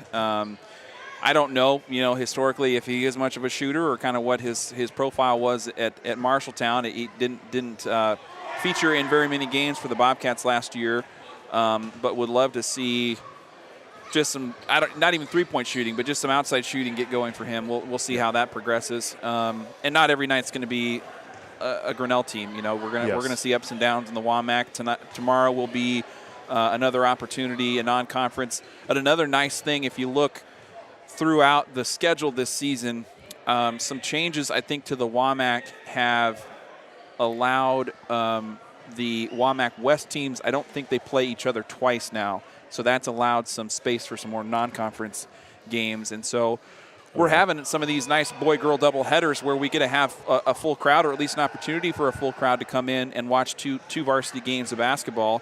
And tomorrow we're going to have that at Sadell. The Vinton games, the Vinton-Shellsburg games are going to be played like that this year, both home and away. And I think we're going to have a Meskwaki Settlement School boy-girl doubleheader in January. That'll be a fun one. I know that the boys' teams didn't get to play that one last year with some numbers that I don't know. One of the teams didn't have the numbers for it, but that's on the schedule. I think Marquette is a non-conference game that we're going to see early in the second half. So some opportunities there just to get some different looks and just to kind of not be beat over the head with the WAMAC. Yes. Which can be tough. Especially since I didn't know this yet until you mentioned it, that we're not playing the WAMAC West teams twice a year. But I believe, is it the WAMAC East teams once? I think that's how that is. Yes. That seems right as well. So get a chance to see every team in the WAMAC, but at least we get, like you said, with those non-conference games where we can schedule those it's huge. more competitive games for us. So yeah, we'll see how that kind of progresses through the season, and should make for some interesting basketball the rest of the way. So we'll be here for most of it this season through the regular season. So make sure to check out our broadcast schedule is posted up on our Facebook page. If you haven't followed us there, that's kind of where we do most of our communicating and updating if we're gonna where we're gonna be and what's gonna happen with us here on Trojan Country. So follow us there. And we will have all kinds of basketball and wrestling coverage throughout this winter season. Keith, any final thoughts before we sign off here tonight from Grinnell? I really saw a lot of potential out there for our team this year. I don't think it's going to be as bad as it has been in the past. I think we'll compete really well. There's some experience there with Daniel and Cade. Ivan brings in a spark to keep it close. There was surges in our game tonight with Grinnell that showed promise that we can hang in with the tougher teams. We just need to get those numbers back, and so we can have some fresh bodies in there, and so we can avoid some fatigue, because that will come down to hurt us once we get into the WAMAC conference play. You're absolutely right. All right, well, thanks for joining us this evening, and thanks a lot to you, Keith, for jumping in here and being a part of things, and we'll catch up with you again soon here in the winter season. So we will say good night and go Trojans here from Grinnell.